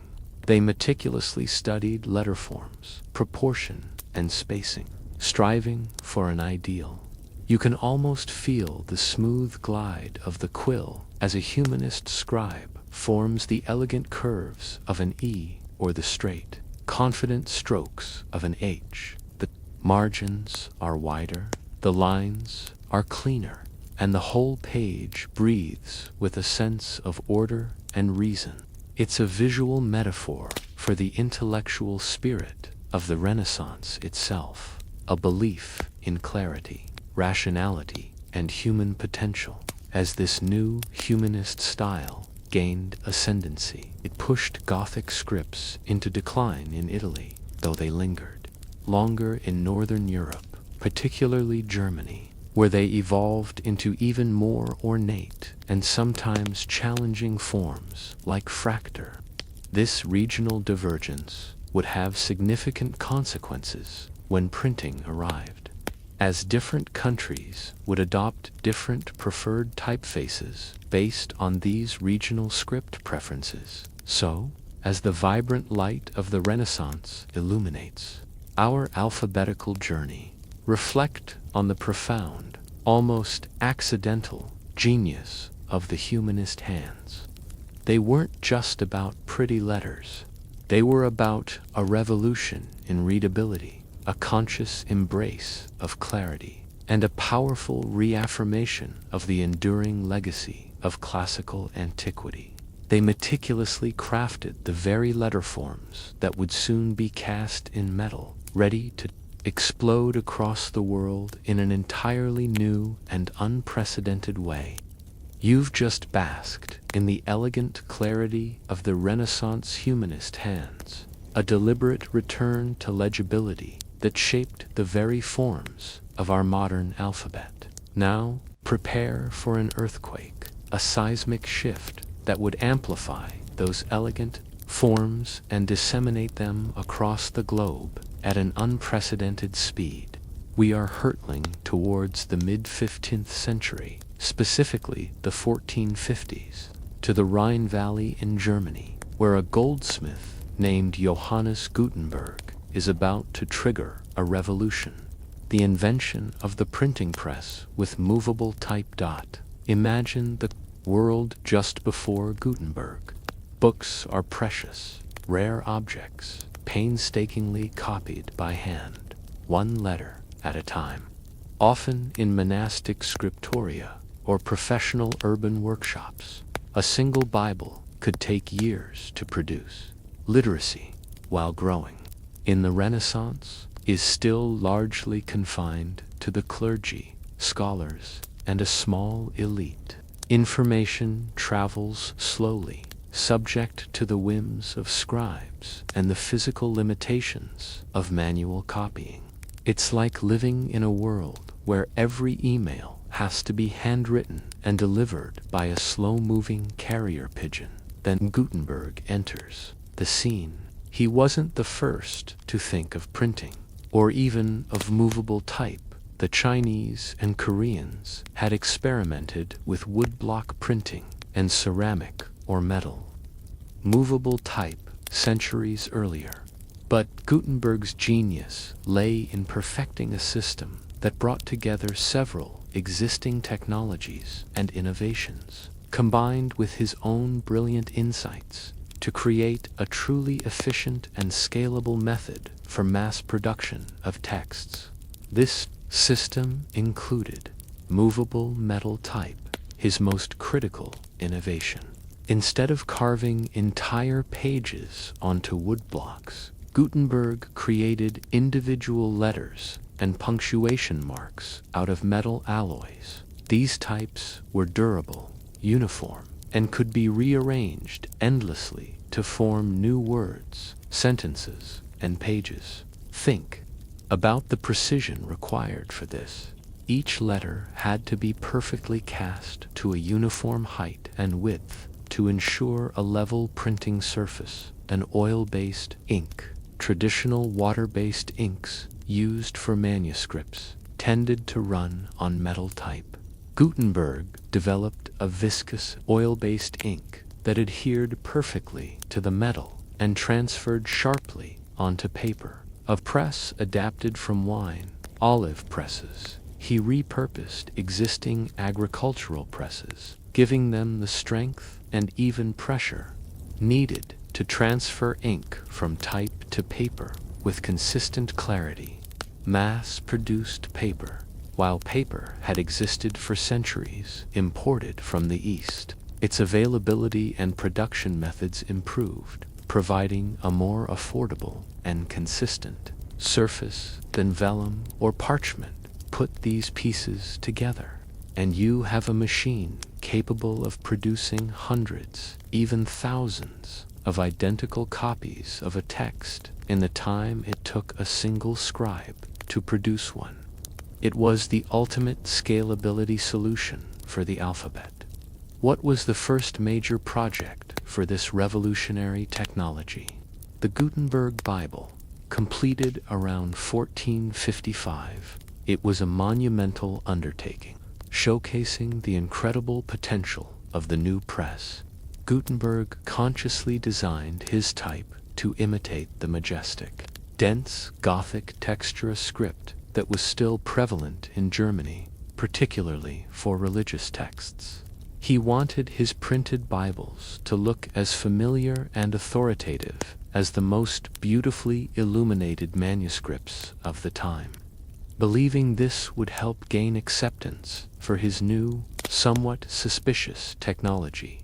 It's like a new car manufacturer making their first electric vehicle look exactly like a classic muscle car to ease consumer fears. One mainstream historical fact to hammer home. The invention of the printing press with movable type is widely regarded as one of the most significant inventions in human history. It dramatically lowered the cost of books, increased literacy rates, facilitated the spread of knowledge, fueled the scientific revolution and the Reformation, and fundamentally altered the relationship between information, authority, and the common person. Before Gutenberg, knowledge was hoarded. After, it could proliferate. Now, for a quirky tidbit, Gutenberg initially faced massive financial difficulties and legal battles. His primary financier, Johann Fust, eventually foreclosed on his debt, seizing Gutenberg's equipment and much of his finished work, including materials for the Bible. So, the man whose name is synonymous with this world-changing invention actually lost control of his own creation and died in relative obscurity and poverty. It's a classic tale of the visionary inventor being outmaneuvered by the shrewd businessman. Imagine Apple launching the iPhone and Steve Jobs immediately losing the company to his venture capitalist. A bit heartbreaking, isn't it?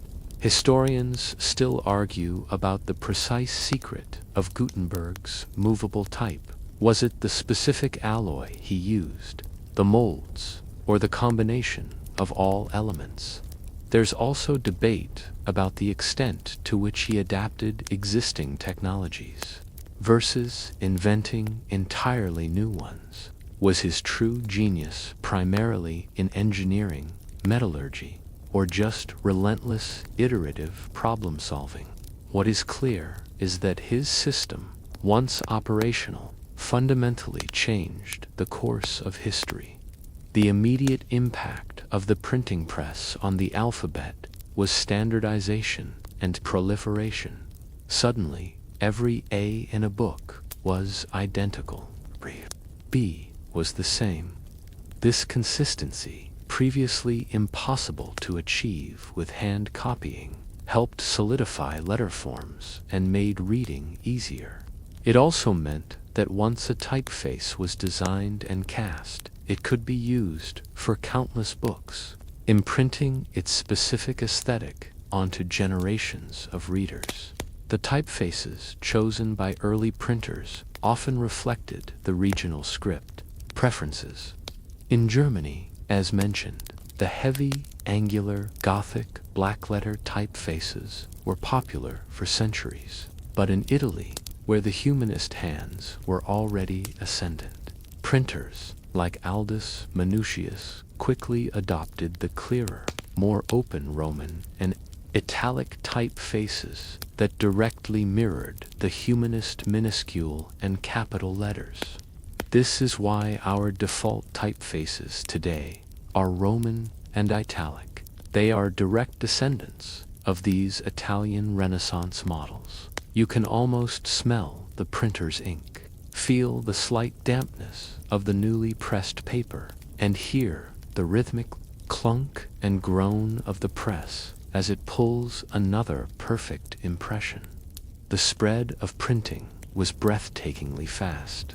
Within decades, printing presses were established in major cities across Europe, and the flow of information began to accelerate dramatically. Pamphlets, broadsides, and books poured forth, shaping public opinion, challenging established authorities, and fueling intellectual and religious ferment like never before. The printing press didn't just reproduce texts, it reproduced the alphabet itself, making its forms ubiquitous and profoundly influencing visual culture.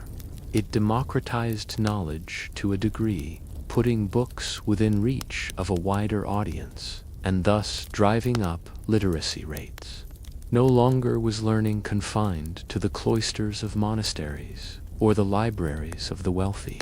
The alphabet, now cast in durable metal, was ready to conquer the world, one page at a time. So, as the clanking of Gutenberg's press fades into the background and the scent of freshly printed paper lingers, acknowledge the monumental shift that just occurred.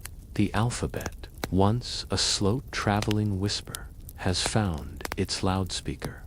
It is now poised to become a mass-produced commodity, ready to be molded into countless styles and endlessly reproduced for the consumption of millions. Having just witnessed the earth-shattering arrival of the printing press, the alphabet has suddenly been thrust onto a stage of mass production, no longer solely confined to the meticulous hand of the scribe. It's now being cast in metal, ready to be reproduced endlessly. As we move from the clanking presses of Gutenberg's era, you're now drifting into the 17th and 18th centuries, a period where the refinement of printing techniques, particularly copperplate engraving, led to an entirely new aesthetic for our letter forms, the era of elegant cursive. Imagine yourself in a bustling print shop. But this isn't just about cranking out books. You're in a more specialized establishment, perhaps in Amsterdam, Paris, or London. The air smells of ink and metal, but it's a different kind of ink and a different kind of metal. Here, skilled artisans are not setting individual pieces of type. They are meticulously incising intricate designs and flowing letter forms onto sheets of polished copper. This is the world of intaglio printing, specifically copperplate engraving, a technique that allowed for an unprecedented level of detail and flourish in printed material. Unlike letterpress printing, where the raised surfaces of type transfer ink, copperplate engraving works by incising lines into the plate. Ink is then applied to the entire plate, wiped clean from the surface, but remains held in the incised grooves. When paper is pressed onto the plate with immense pressure, the ink is transferred from the grooves to the paper, creating a sharp, often slightly raised, image. This technique was revolutionary because it allowed for incredibly fine lines, delicate shading, and, most importantly for our story, highly ornamental, continuous, and flowing letter forms that mimicked the most elegant handwriting. This development was perfectly timed with a growing demand for beautifully presented documents, certificates, invitations, maps, banknotes, trade cards, and, crucially, copybooks used for teaching penmanship, the formal, somewhat rigid Roman typefaces of early printing.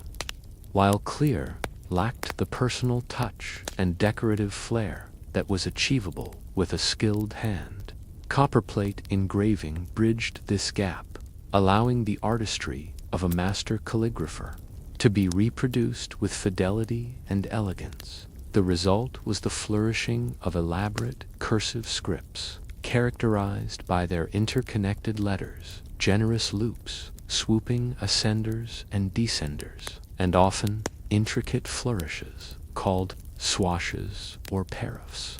Think of the beautiful, sprawling signatures on historical documents, or the ornate text on old maps and diplomas. This wasn't just functional writing, it was an art form. Learning to write in a beautiful hand, a copperplate hand, became a mark of education and social standing. It's like today's world, where personalized stationery or a beautifully designed website adds a touch of class. Back then, it was all about your penmanship. This era saw the emergence of celebrated writing masters who published copybooks, essentially textbooks with engraved examples of perfect letter forms for students to imitate. These copybooks were incredibly influential, disseminating standardized, elegant cursive styles across Europe and eventually to the Americas. Masters like George Bickham in England or Louis Barbidor in France, through their engraved copybooks, profoundly shaped the aesthetic of written communication for generations. One mainstream historical fact to consider: the widespread adoption of copperplate engraving significantly influenced the development of formal handwriting styles, leading to the copperplate script, which remained the dominant style of formal penmanship for centuries, directly impacting how generations learned to write and shaping their visual understanding of elegant script. It also led to the distinct separation of print Roman type and script cursive handwriting in Western culture. Now for a quirky tidbit. Some of these master engravers were almost obsessive in their pursuit of perfect letter forms. It's said they would spend hours, even days, meticulously practicing a single letter, striving for absolute fluidity and consistency before committing it to copper. Imagine the hand cramps. They were the true unsung heroes of elegant communication, often toiling in anonymity. Perhaps they had secret rivalries, critiquing each other's loops and flourishes over a pint of ale after a long day of painstakingly etching tiny lines. Did you see Bartholomew's capital Q simply shameful? Historians still argue about the precise interplay between actual handwriting and engraved script. Did the engravers simply copy existing elegant hands, or did the capabilities of the engraving technique itself, allowing for incredibly fine, continuous lines, influence the development and refinement of handwriting styles, creating a feedback loop? Most likely, it was a dynamic relationship with each influencing the other, but the exact chicken and egg scenario is still debated. The rise of copperplate engraving also democratized, to an extent, the access to highly refined visual information. While engraving was still expensive, it allowed for the reproduction of complex images and elegant text that would have been impossible with earlier printing methods, or prohibitively expensive if produced by hand. This meant more people could see and aspire to the standards of beautiful penmanship.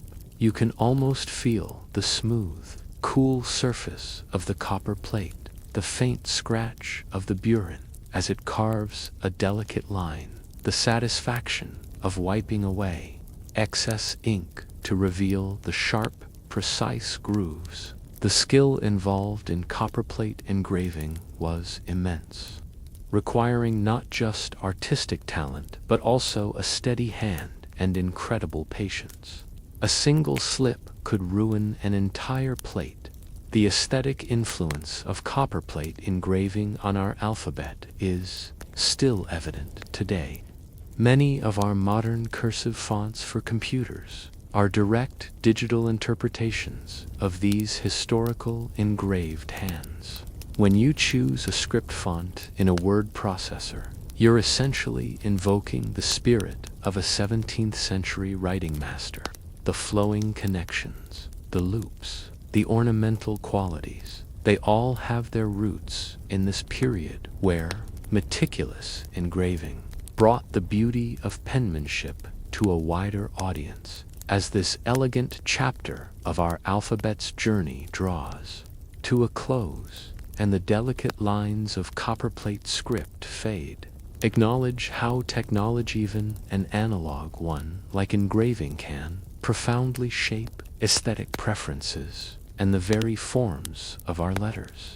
It was a period where beauty and functionality intertwined, producing a visual language that spoke of refinement, craftsmanship, and a desire to elevate everyday communication into an art form.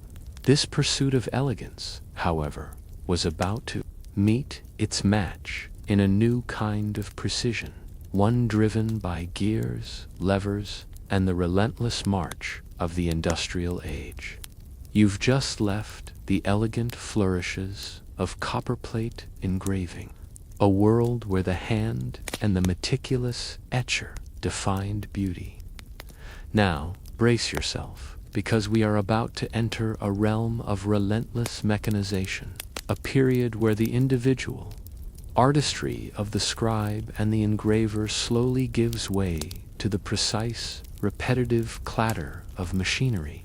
We're moving into the 19th and early 20th centuries, the heart of the industrial age, and the defining sound you'll hear is the rhythmic click-clack of the typewriter. Imagine yourself in a bustling office in London, New York, or Berlin. The air is no longer thick with the smell of ink and parchment, but rather with carbon paper, machine oil, and perhaps a faint hint of tobacco smoke. Clerks, secretaries, journalists, and novelists are hunched over strange, cumbersome machines, their fingers dancing across rows of keys. This isn't the quiet, deliberate pace of the scriptorium or the engraver's studio. This is speed, efficiency, and standardization on an entirely new level. before the typewriter. Commercial and administrative communication still relied heavily on handwriting or expensive, slow printing. Imagine managing a rapidly expanding railway network or a burgeoning international trade company, when every letter, every invoice, every report had to be written out by hand. The sheer volume of paperwork in the accelerating industrial age was overwhelming. There was a desperate need for a faster, more legible, and more uniform method of generating documents. Enter the typewriter. While various inventors tinkered with writing machines for centuries, the truly practical and commercially successful typewriters began to emerge in the late 19th century. With Christopher Latham Scholz's QWERTY keyboard design first commercialized by E. Remington and Sons in 1874, becoming the dominant standard. This wasn't just a new tool, it was a revolution in office work and personal communication. What did the typewriter do to the alphabet? It enforced absolute standardization and mechanized consistency. For the first time, every single letter, A, produced by a given machine was exactly identical. Every B was a perfect clone of the one before it. The subtle variations, the charming imperfections, the individual character that marked a scribe's hand or an engraver's burin, all were ironed out by the relentless precision of steel levers and inked ribbons. It's like moving from bespoke tailoring to off-the-rack clothing, less unique, but uniformly manufactured and widely available. The letters themselves were designed for mechanical efficiency and clear impression. They tended to be sans serif, without the little feet, or very simple serif forms, robust and functional. Think of the stark, no-nonsense look of a traditional typewriter font. There was no room for elaborate flourishes or delicate variations. The machine demanded a clear, bold strike, one mainstream historical fact to underscore the impact. The typewriter dramatically accelerated the pace of business and government, making it possible to create multiple carbon copies of documents simultaneously, revolutionizing office efficiency and creating entirely new categories of employment, particularly for women who entered the workforce in large numbers as typists. It was an equalizer of sorts, as a typed document from a junior clerk looked just as official as one from a senior manager. Now for a quirky tidbit. Early typewriters were incredibly loud and prone to mechanical jams. Typists in a busy office would be enveloped in a constant cacophony of clacking keys, dinging bells, and carriage returns.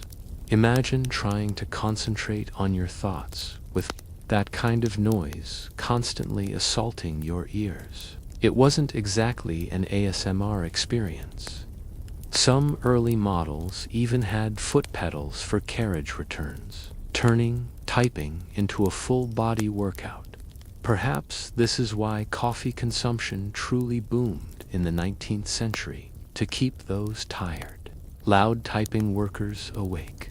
Historians still argue about the typewriter's precise role in shaping modern business culture. Was it merely a tool that facilitated existing trends towards greater efficiency, or did it fundamentally drive new organizational structures and communication habits by making them possible? There's also debate about its social impact, particularly on the rise of women in the clerical workforce. Did it liberate women by offering new opportunities, or confine them to low-paying, repetitive tasks? The conversation is far from settled. The typewriter also had a profound, if subtle, impact on writing style itself. The very act of typing, with its discrete, uniform character impressions, subtly encouraged a more direct, less ornate style of prose. Gone were the elaborate flourishes of handwritten letters. In came the crisp, businesslike efficiency of the typed memo. Authors like Ernest Hemingway famously adopted the typewriter early, and its percussive, direct nature arguably influenced the terse, economical style of prose that became popular in the 20th century. You were forced to be concise because every keystroke was a deliberate action, and corrections could be a messy affair involving whiteout. You can almost feel the solid resistance of the keys, the satisfying thwack as the type bar strikes the ribbon, leaving a crisp black mark on the paper. The ding of the carriage return, signaling the end of a line, becomes an ingrained part of your writing rhythm. The standardization brought by the typewriter wasn't just about the appearance of letters. It was about the process of putting them on paper. It forced a uniformity that had never existed before, preparing the ground for the even greater digital standardization that was to come. This machine, initially seen as a mere curiosity, transformed the flow of information in everyday life. It made correspondence faster, multiple copies easier, and documents more consistently legible across different users. It laid the foundation for the explosion of bureaucratic paperwork that would define much of the 20th century.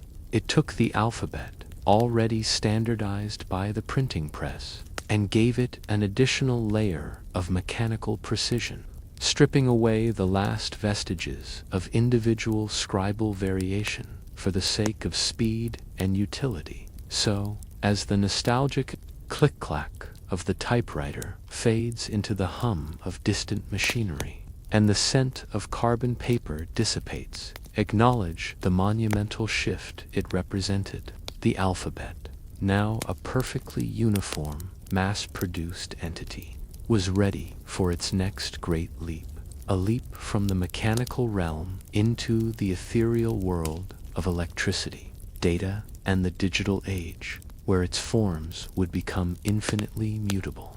Yet, paradoxically, even more standardized in their underlying code. You've just left the rhythmic clatter of the typewriter, that quintessential symbol of the industrial age's quest for mechanical efficiency and standardization. Like stepping through a portal into a fundamentally different dimension, we are moving from the tangible world of ink, paper, and metal levers to the intangible, shimmering realm of light and pure information. Welcome to the digital era, spanning from the mid-20th century to today, where our alphabet transcends physical form, becoming intricate patterns of pixels and fonts.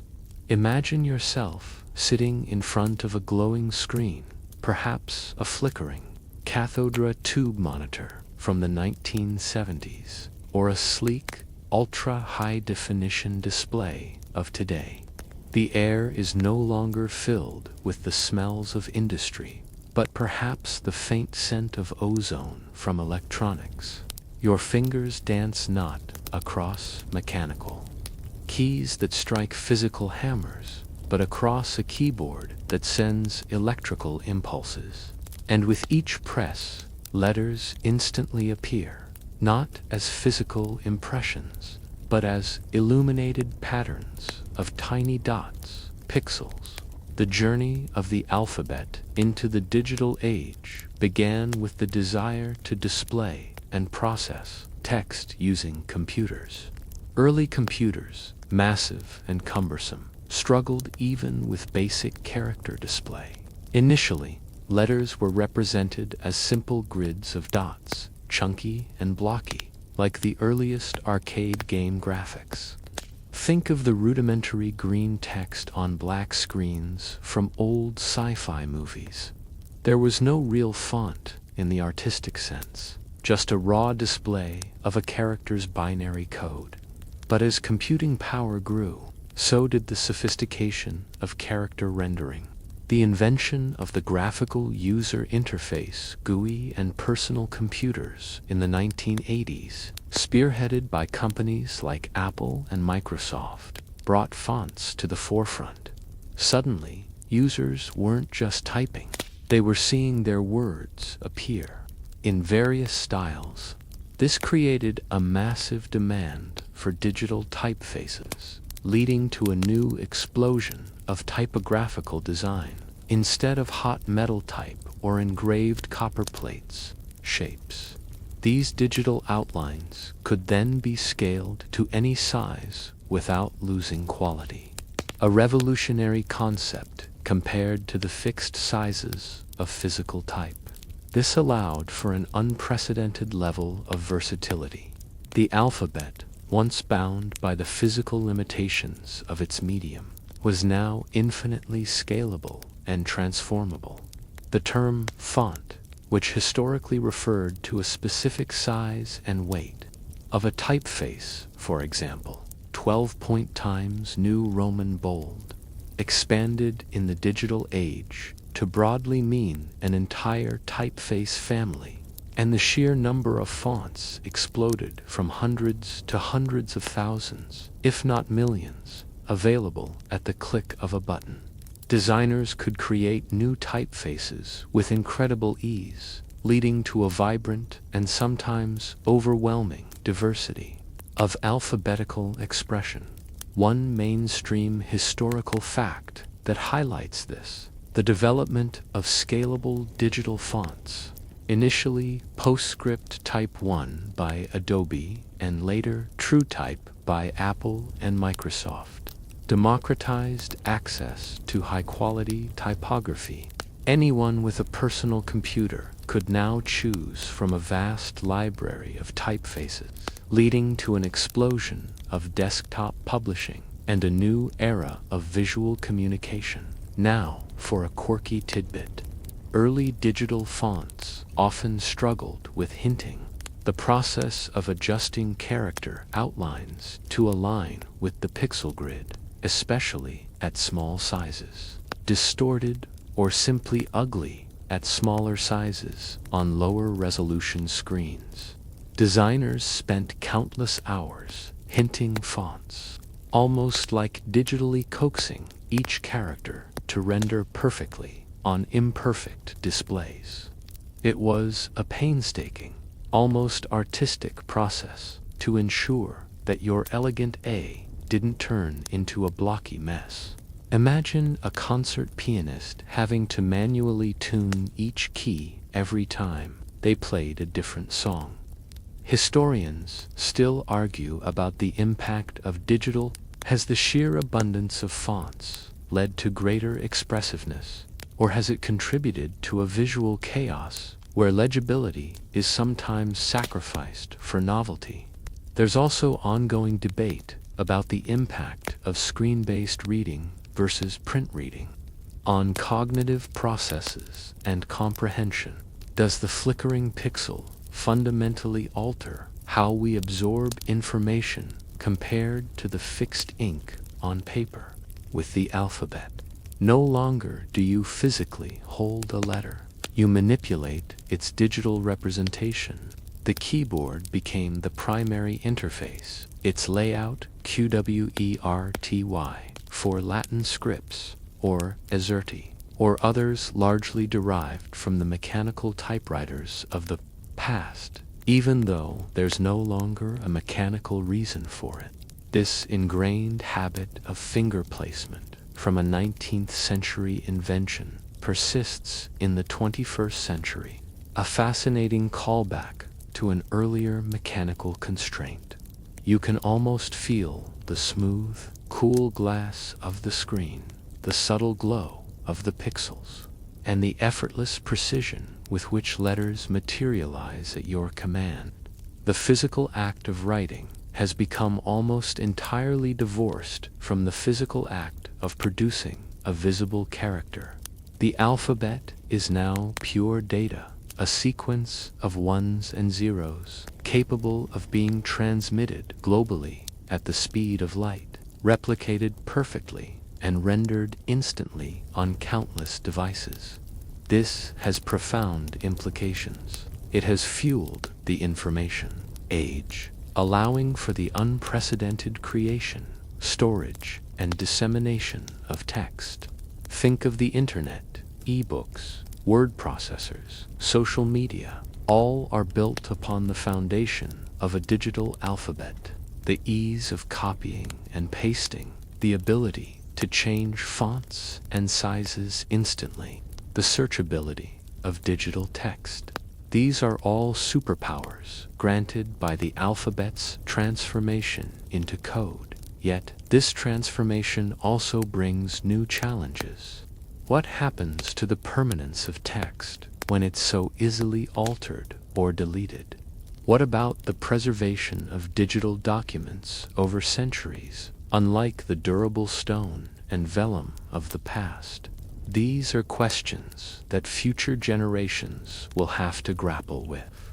As the ephemeral nature of pixels confronts the enduring human need for historical record, so of electronics fills your space, consider the incredible journey of our alphabet. From crude carvings in a mine to perfectly rendered pixels on a display, it has constantly adapted, refined, and reinvented itself to serve human communication. Accessible than ever before, preparing us for yet another intriguing twist in its ancient story, a potential return to its very earliest roots. You've just immersed yourself in the seamless, infinitely adaptable world of the digital alphabet, where letters flicker into existence as arrangements of pixels on glowing screens. Now, as you continue to drift deeper into the modern age, you'll observe a curious phenomenon, a subtle yet significant shift in how we communicate, a visual shorthand that seems to echo the very origins of writing itself. We are entering the realm of emoji evolution, a fascinating period where the alphabet, having reached its peak of phonetic precision, seems to be reaching back to its ancient roots, embracing the expressive power of pictograms. Imagine texting a friend right now. Your fingers fly across the virtual keyboard, tapping out words, sentences, but then, almost unconsciously, you might add a little yellow smiling face, or a thumbs-up icon, or perhaps a tiny pizza slice. These aren't letters in the traditional sense, are they? They're small, stylized images, universally recognized. Symbols that convey emotion, objects, or concepts with startling immediacy. Welcome to the world of emoji, a global phenomenon that has, in a mere few decades, woven itself into the fabric of digital communication. The rise of emoji is a peculiar, full-circle moment in the history of communication. Remember, our journey began with ancient pictograms, drawings that represented whole concepts or objects, like the Egyptian hieroglyph for sun or house. Then came the revolutionary leap to phonetics, where symbols represented sounds rather than ideas, leading to the efficient alphabetic systems we use today. And now, in the hyper-connected digital age, we're witnessing a resurgence of pictorial communication, often alongside the alphabet, to add nuance, brevity, and emotional depth to our messages. The term emoji itself comes from Japanese, combining picture, and moji character.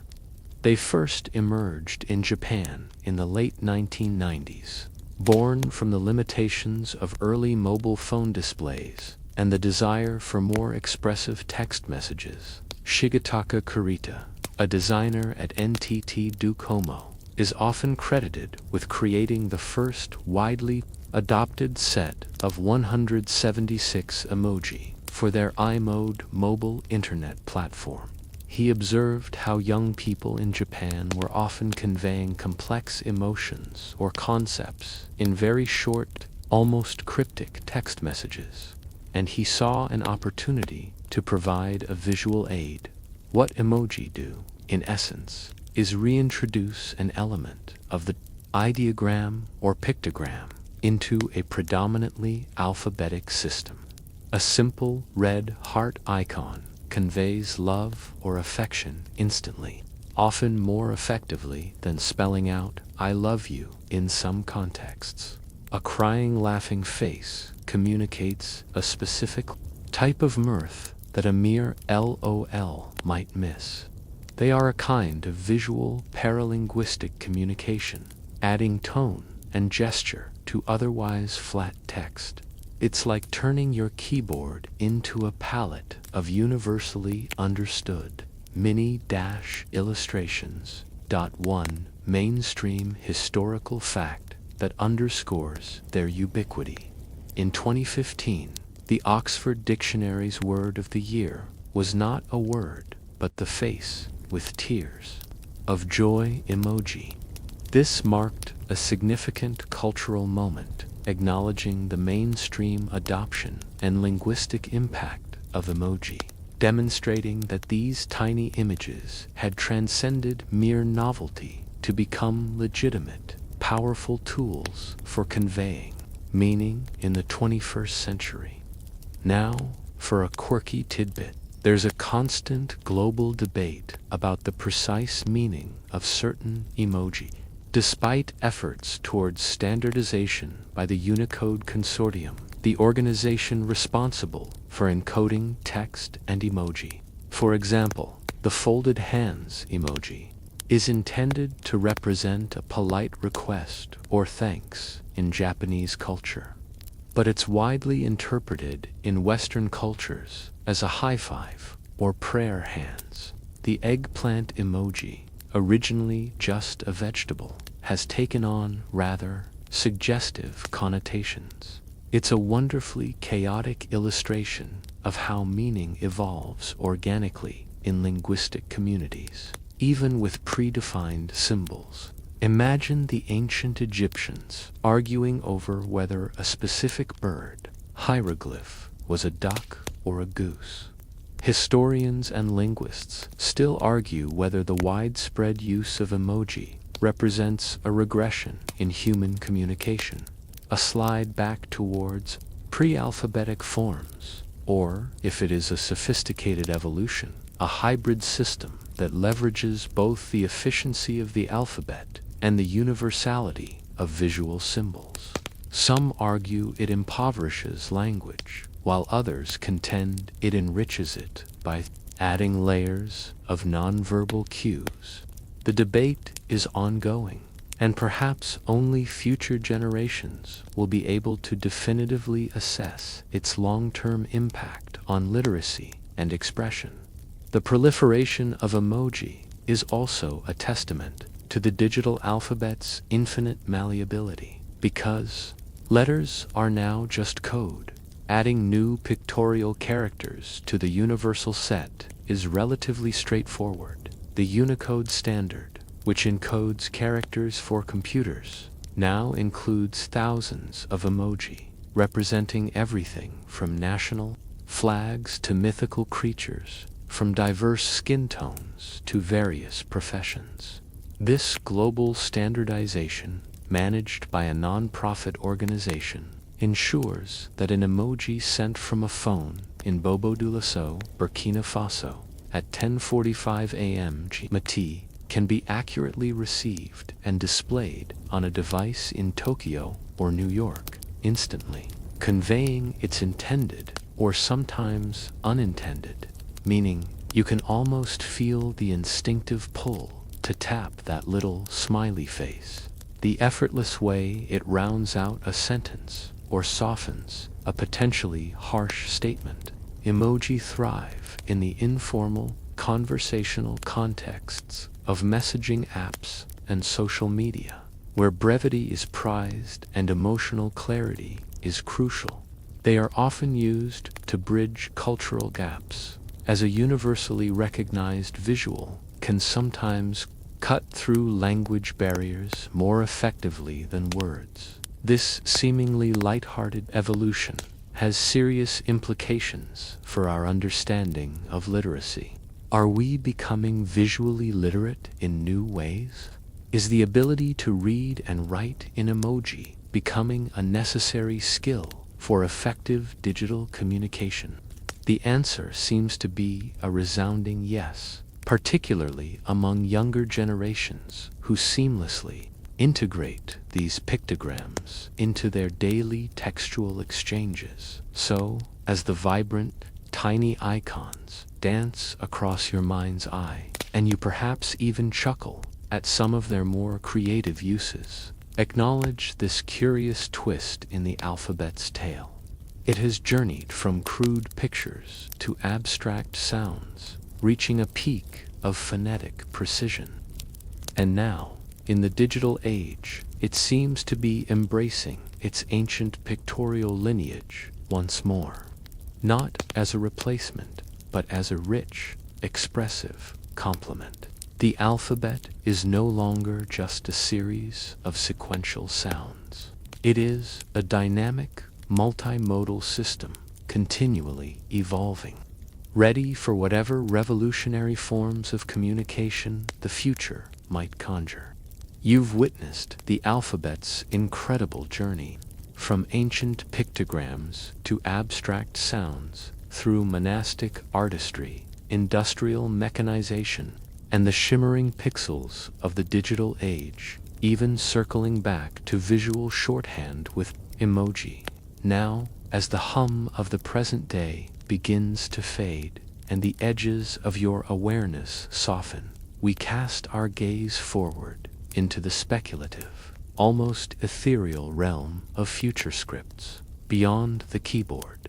What forms might the alphabet take when it truly transcends its physical and even its current digital constraints? Imagine a world not so far off, perhaps in the next few decades, where keyboards become quaint relics and even touchscreens feel a bit clunky and primitive. The very act of interacting with information, and thus with the alphabet, might become seamless, intuitive, and deeply integrated with our thoughts and movements. We are moving into a landscape where the interface between human and text is dissolving, becoming almost invisible. Consider the burgeoning field of neurointerfaces, or brain-computer interfaces, BC. What if you no longer needed to type with your fingers, but could, with sufficient training and technological refinement, form words directly from your thoughts? Imagine an alphabet that materializes directly from your neural impulses, appearing on a screen, or perhaps even directly in your field of vision via augmented reality. The concept of writing would be utterly transformed. It wouldn't be about forming physical shapes or even selecting digital ones, but about willing characters into existence. This isn't pure science fiction anymore. Rudimentary forms of this technology are already being explored for medical applications, allowing paralyzed individuals to control cursors or even generate text. For the alphabet, this would mean the ultimate democratization of expression, unhindered by physical limitations or typing speed. Your thoughts, your stream of consciousness, could manifest as perfectly formed text instantly. It's like the alphabet has been waiting millennia for this moment, for the ultimate direct link to the human mind. Then there's the evolution of holographic displays and spatial computing. Imagine walking into a room and text simply floats in the air before you, interactive and three-dimensional. The alphabet would no longer be confined to a flat surface, be it paper or screen. You could physically manipulate words, enlarge them, rotate them, walk around them. This spatial dimension adds a whole new layer of interaction. You might draw letters in the air with gestures, or arrange holographic words to compose a message. That occupies actual physical space. It's a return to tangibility, but a virtual one. A blend of the physical and the digital. One mainstream scientific development that points to this future. Advances in eye-tracking technology and gesture recognition are already allowing for more hands-free interaction with digital content. Combine this with increasingly sophisticated, augmented, and virtual reality systems, and the leap to interacting with spatialized, three-dimensional alphabets becomes not just plausible, but likely. Companies are investing billions in building these foundational technologies. Now for a quirky tidbit. If text can float in the air, what about digital graffiti that adheres to real-world surfaces, visible only through AR glasses?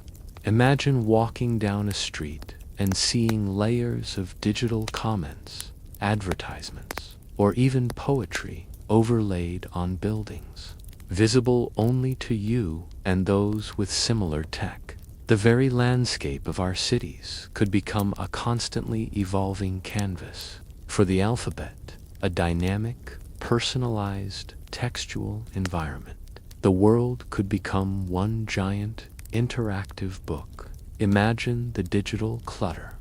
Perhaps there will be an ad blocker for holographic text in the future, too. Historians and futurists still argue about the ethical implications of such intimate technological integration. What happens to privacy when your thoughts can be directly translated into text? How do we prevent misuse of neurointerfaces? And what are the long-term cognitive effects of constant, ubiquitous, textual information floating around us? The technology is exciting, but the societal questions are immense and largely unanswered beyond these high-tech visions. Consider the ongoing evolution of communication itself. The alphabet has always adapted to new tools and new needs. Perhaps in the future, we'll see new character sets emerge, designed specifically for non-linear, multimodal communication. What if symbols could convey not just words, but the tone of voice, the intention behind a statement, or even a nuanced emotional state that no emoji can quite capture?